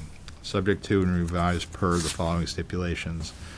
All waivers and stipulations of approval shall be incorporated into the development agreement, which shall be recorded at the HCRD together with the site plan of record. All improvements shown on the site plan of record, including all notes, shall be completed in their entirety and at the expense of the applicant or the applicant's assigned. 3, prior to the planning board endorsement of the plan, it shall be subject to final review by the town planner, town engineer, town council, and Fuss and O'Neill. 4, all monumentation shall be set or bonded for prior to the issuance of building permits. 5, prior to the application for a building permit, the applicant shall schedule a pre-construction meeting with the town engineer. 6, prior to the issuance of a final certificate of occupancy, an LLS certified as-built site plan shall be provided to the Town of Hudson Development Services Department confirming that the site conforms to the planning board approved site plan. 7, cost allocation procedure fee amount of $70,672 for Building A shall be paid prior to the issuance of a certificate of occupancy. A cost allocation procedure fee amount of $87,030 for Building B shall be paid prior to the issuance of the certificate of occupancy. Cost allocation procedure 9, cost allocation procedure cap fee amount of $139,248 for Building C shall be paid prior to the issuance of the certificate of occupancy. 10, a cost allocation procedure fee amount of $87,030 for Building D shall be paid prior to the issuance of certificate of occupancy. 11, the on-site drainage system shall be constructed and maintained in compliance with NHDES requirements for such systems. 12, construction activities involving the subject lot shall be limited to the hours between 7 a.m. and 7 p.m. Monday through Saturday. No exterior construction activities shall be allowed on Sundays. 13, hours of refuse removal shall be exclusive to the hours between 7 a.m. and 7 p.m. Monday through Friday only. 14, for the purpose of this site plan approval, the term active and substantial development will have occurred when A, the construction entrance is installed, B, the erosion control measures are in place as applicable, C, tree, stump, and topsoil removed or removal, D, cleaning and grubbing of site, which in parentheses would be trees, stumps, topsoils, and E, culvert installation to access buildings C and D. 15, applicant to work with town engineer and town staff on a sidewalk easement. 16,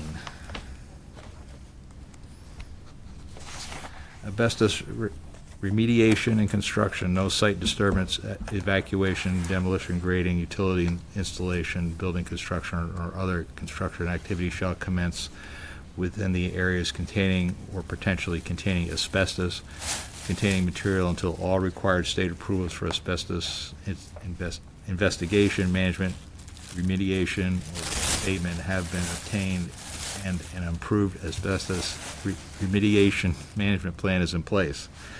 All asbestos-related work shall be performed by a properly qualified, licensed, and/or certified contractors and personnel as required by applicable state and federal regulations. The applicant/owner shall provide the town engineer with copies of all applicable asbestos remediation plans, approvals, notification reports, and final documentation prior to the commencement of construction activities within the affected areas. 17, NHDS alteration of terrain permit. The applicant and owner shall obtain the NHDES alteration of terrain permit for the project prior to commencement of site disturbance. Copies of the final permit and approved plan shall be provided to the town engineer prior to the commencement of applicable site work. 18, NHDS wetlands permit. The applicant owner shall obtain all required NHDES wetland, dredge, and fill permit approvals associated with proposed wetland crossing work prior to the commitments of any activity. Copies of the final permit, approved plans, and applicable conditions shall be provided to the town engineer prior to the commencement of the permitted wetland work. 19, NHDS sewage connection approval prior to construction of the proposed sewer infrastructure or connection with the municipal sewer system. The applicant owner shall obtain the NHDS sewer connection permit, and the applicant owner shall provide the town engineer with copies of the final state approvals prior to the commencement of the applicable sewer construction. All sewer construction shall be completed in accordance with the approved town requirements and approved site plans.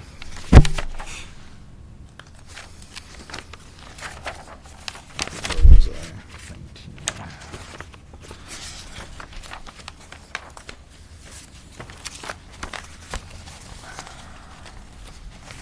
19. 20.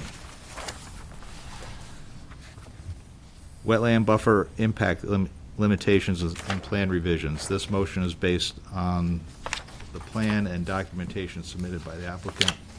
Permanent disturbance within the wetland buffer should not exceed 47,000 square feet, and total disturbance within the wetland buffer shall not exceed 59,000 square feet. It is required that if changes are made to the plans that result in an increase to the amount of total or permanent wetland buffer impacts, or materially changes the stormwater, snow storage, grading, lighting, restoration plans of the plans, and conditional use permit applications shall be resubmitted to the Conservation Commission for further review and recommendation prior to final planning board approval. 21, wetland and wetland buffer delineation, a stipulation, prior to any construction activities, all wetlands and wetland buffers within the site shall be clearly delineated with appropriate markers to the satisfaction of the town engineer at intervals no greater than 50 feet. 22, prior to any site clearing approved, do not cut, do not disturb town conservation markers shall be installed along the approved limits of disturbance at intervals no greater than 100 feet and at changes in direction wherever practical. 23, do not mow or equivalent markers approved by the town engineer shall be installed along the limits of the proposed native seed mix areas where these areas abut lawn areas and other areas intended to be mowed at 50-foot intervals. 24, during construction and restoration, erosion control barriers shall be installed and maintained to the satisfaction of the town engineer along with the limits of disturbance within and/or adjacent to any wetlands and/or wetland buffers. 25, construction vehicle parking. Construction vehicles, non-refueling vehicles shall not be parked within wetland buffers overnight. 26, refueling, fuel storage, and equipment maintenance shall not occur within the wetland buffers. Refueling vehicles shall not be parked overnight or left unattended within wetland buffers. 27,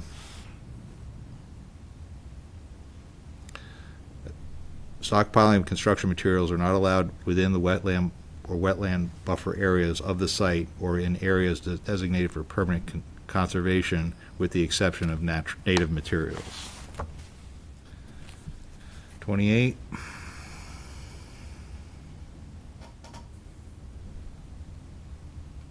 best management practices around all designated snow storage areas to control sediment, de-icing materials, pollutants, snowmelt runoff. The proposed measures shall be shown or described on the final approved plan and maintained by the property owners to prevent adverse impacts to wetlands, wetland buffers, stormwater facilities, and receiving waters. Snow, ice, and associated treatment chemicals shall not be stored within the wetlands, wetland buffers, drainage facilities, emergency access areas, or locations where snow melt, ice melt may discharge directly into the wetland or surface water.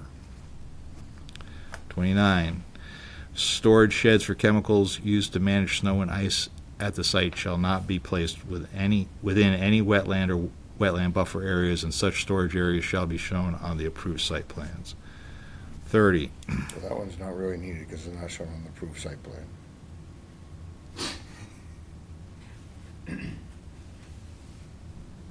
Technically, they're not there, so they can't have it.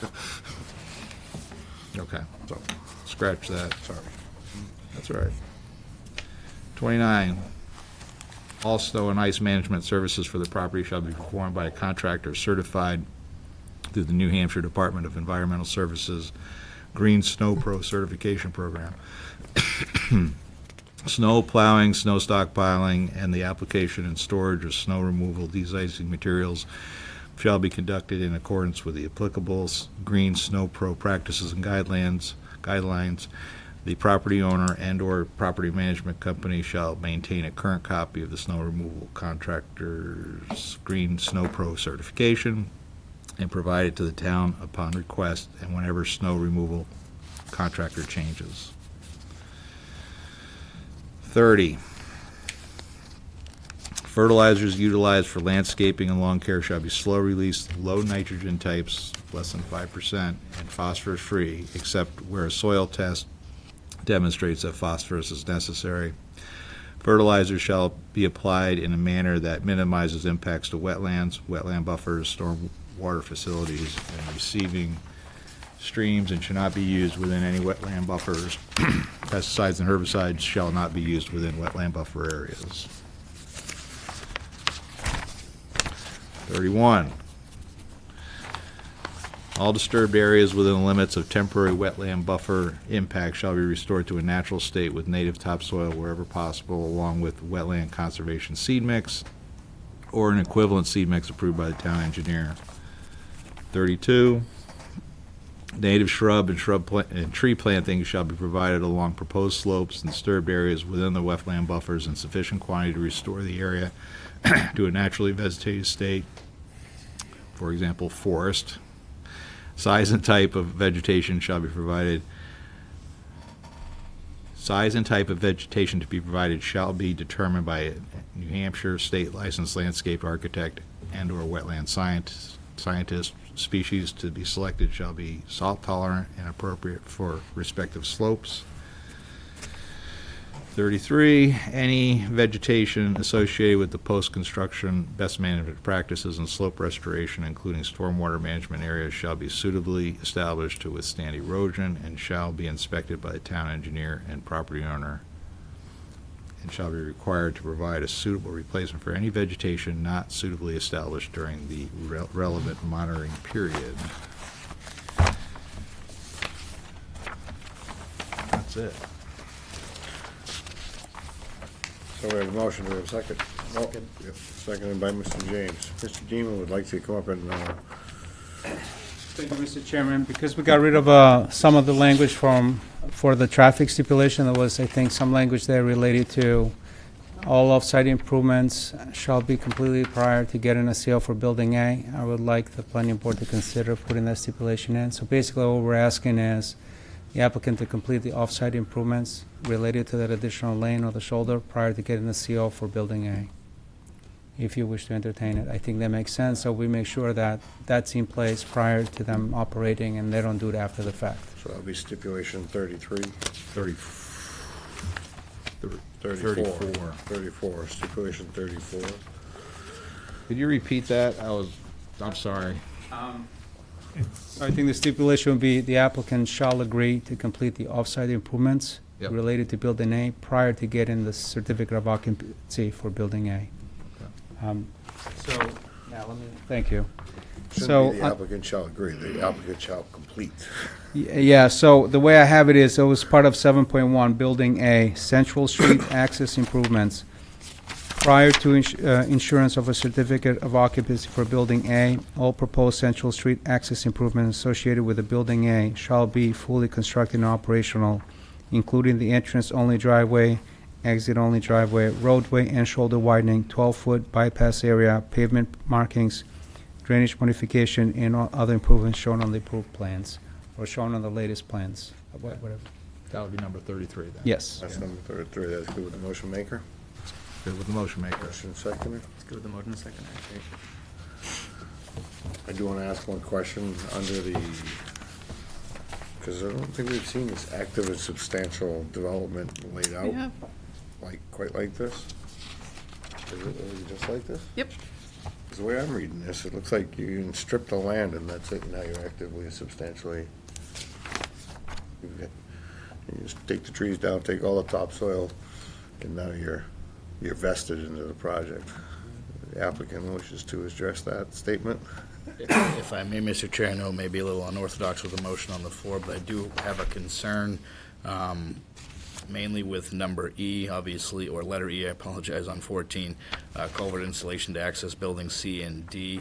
I would feel as though that substantial completion, based on our economic plan with Building A, be completed first. We would reach that a lot sooner. I would just hope that we're not held that far out, because it may take us 2 or 3 years to get to Building C and D and that culvert installation. Obviously, there'll be a significant amount of work done before that, which I think would be substantial, but I just wanted to point that out.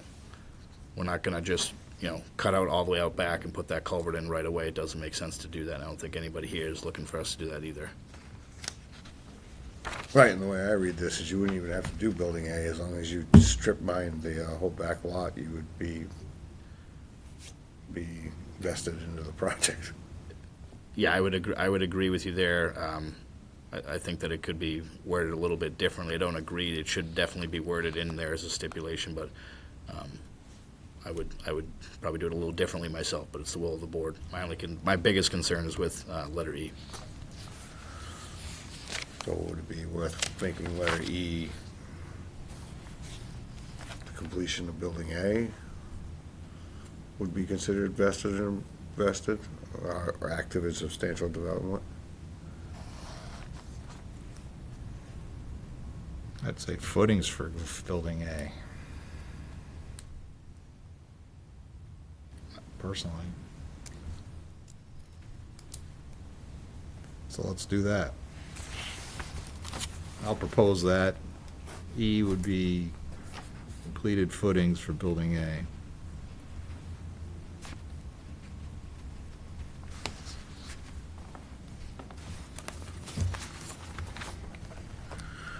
I good with the seconder? Yes, it is.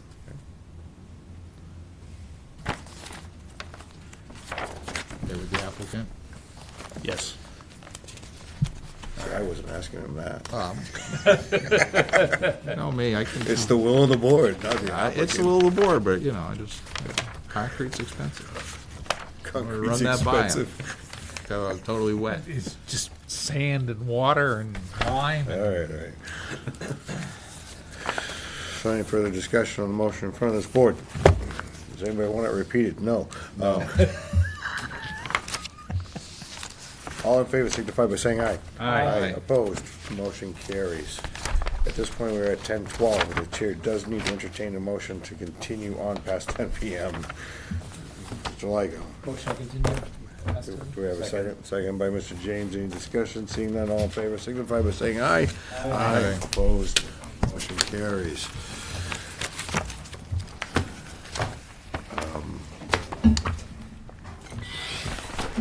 So you're good. Thank you very much for your time, everybody. Thank you for your time. All right. So, we have one more item on our docket this evening. We have received a application from Mr. Mark Gibson for the alternate spot, so we will conduct the interview. And at 10:13, I will reseat Mr. Boyer.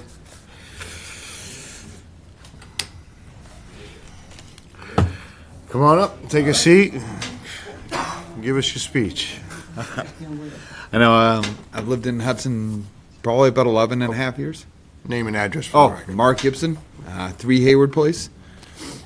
So, I've spent several years prior to buying my house in Hudson. I served on the condo board at Shepherd's Hill. Also Sundale Condominiums in Nashua for probably 5-6 years. So I've got some experience in that area.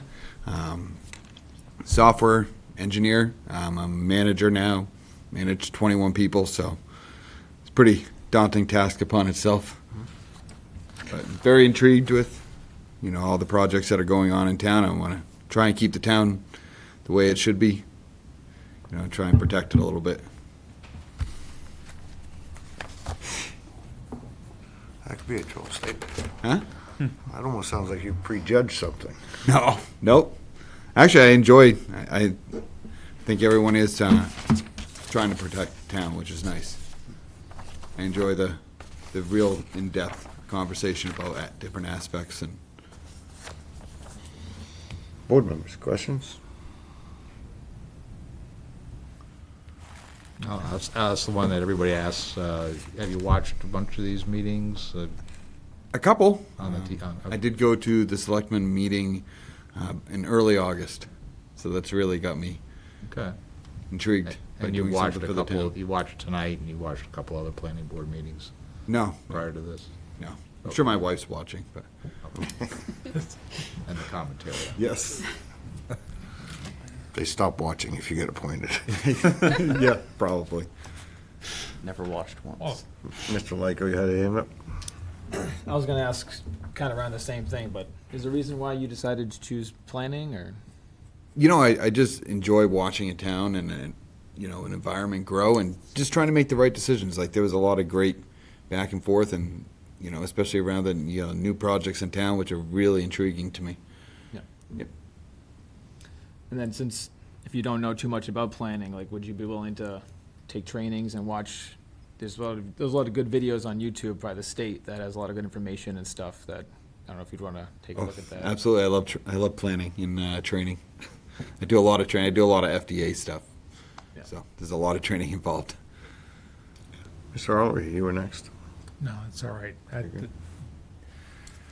Mr. Lyko kind of got the question as to why a software engineer is interested in a physical labor situation. Actually, I do a lot of my own work. I do a lot of work on cars. So when you got to take time off of keyboards and monitors, this is the fun stuff. Mr. Boyer?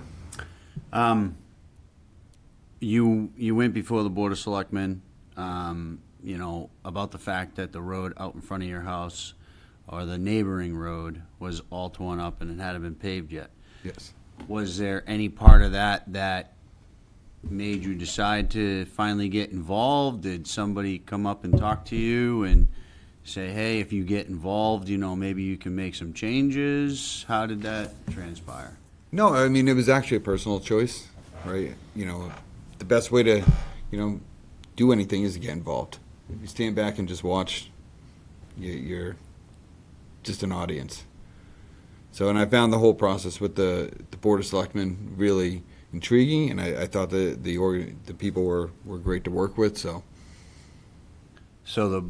the Board of Selectmen was able to get in touch with DPW, and someone from DPW got in touch with you, and everything was perfect. That whole experience, enlightened you to come join public office. Mm-hmm. Yep. No, it was a great experience. So this board, it's kind of unusual that we're this light. We usually do have a full board here. I actually do sit on the zoning board as well, and the zoning board is actually down one full member right now.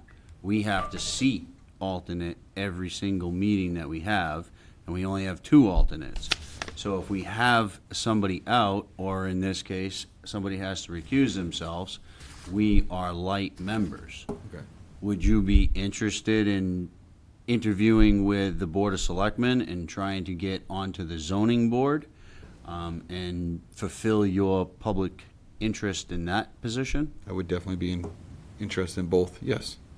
Yep. So well, you usually don't serve both, correct? So only one person can serve on both, and unfortunately, currently, right now, I hold that title. Okay. So, but you can be a seated member on zoning, and you could be hearing all of the cases, and that would help our zoning board in a complete board. We would have a full board all the time. Okay. Whereas this board, we do have a full board, and we have 2 alternates currently. Okay. So if your interest is in multiple different things, I'm wondering if we can talk you into not doing planning and jump over to zoning, because there is a serious need in zoning. I would be very interested. I like both aspects, so I think I sent an application in for both. So. Oh, you did? Yes. Yeah, your application states both, so. It does. So would you like this planning board to consider this your interview? And typically, we wait till the next meeting to do any type of appointments or anything, but maybe we hold off a little longer to allow you to do your application to the Board of Selectmen and see if you get approved there? I mean, when's the next zoning board meeting? So zoning is 1 a month. Okay. It's the last Thursday of the month. What you would do is, if the application is in with zoning, then if you go to Ms. DeBoa can probably explain it much better because So, that's her job. Yes. yes. The planning board holds the interviews for the Okay. alternate seats. That's why you're here. But for zoning, the Board of Selectmen hold those interviews. Okay. So they were waiting for this interview, and then they were going to get in touch with you to schedule one with the Board of Selectmen for ZBA, if you were still interested in that. Okay. So, I would be interested. okay. And I will have them contact you with that meeting. Works perfect. I appreciate it. Tomorrow or this week? We do have a meeting tomorrow, but obviously it would, No, yeah. But I'm saying, I would recommend you go or at least watch the zoning meeting just because it's a whole different feel. So Okay. you might be able to figure out. tomorrow at 7 o'clock in this room, we will have a zoning board meeting. Okay. And I will be present there as well. And we do have a couple of cases before us, and it's a very similar feel. It's just a different type of atmosphere because the zoning board is an appellate board. Okay. It's a board that is one, for lack of better terminology, allows an applicant to bend the rules. We have rules, procedures, ordinances, and stuff. And if an applicant can't meet those, then they have to go to the zoning board for either a variance or an equitable waiver or something. So it's slightly different because we're not really looking at a plan. We're just wondering whether or not the use is appropriate, whether or not the ask of the applicant is appropriate. Okay. Yeah, we dealt with that when we built my garage. Right, Exactly. Right, I had to know. If you're too close to setbacks. Yes. You know, if you're in a particular zone that doesn't allow something, you know, that's what it's all about. Okay. So, yes, with that, I mean, if you'd be willing to come to the meeting tomorrow night and sit at another one, you can see that. And, I mean, I would love it if we could have a full board, so. Sure. Tomorrow, though, I have dinner with my son tomorrow night, so. You can watch it on TV Okay, if you want. perfect. I'll do that. So from the application standpoint, what Okay. would you like to do? Would you like to withdraw from the planning board's alternate position and go to the ZBA? I'll go with the ZBA. You may not, I'm not saying you're gonna be guaranteed to be approved that's to the fine. ZBA, but And you always have the option to come back if for some Correct, reason the sure. ZBA, if for some reason the Board of Selectmen, you know, for some reason said no, then you still have the opportunity to come back here. Right, that's fair. Yeah. No, I appreciate that. perfect. All right. Then that concludes our business tonight with you. It was a pleasure meeting everyone, even was though I a- was just watching from the sidelines. Thanks so. for wanting to do one of the boards. As you can tell, we need help for most of them. So. No, and it's, you know, the best thing you can do for your community is jump in and help. Absolutely. So, all right. Everyone have a great night. Thank you. At this time, the chair would entertain a motion to adjourn So moved. I think I got by Mr. Boyd. Do we have a second? second. Seconded by Mr. James. I can't believe that one isn't like a second immediately. All in favor of the motion, please signify by saying aye. Aye. Aye, opposed, motion carries. We are out at 10:24 PM. Thank you.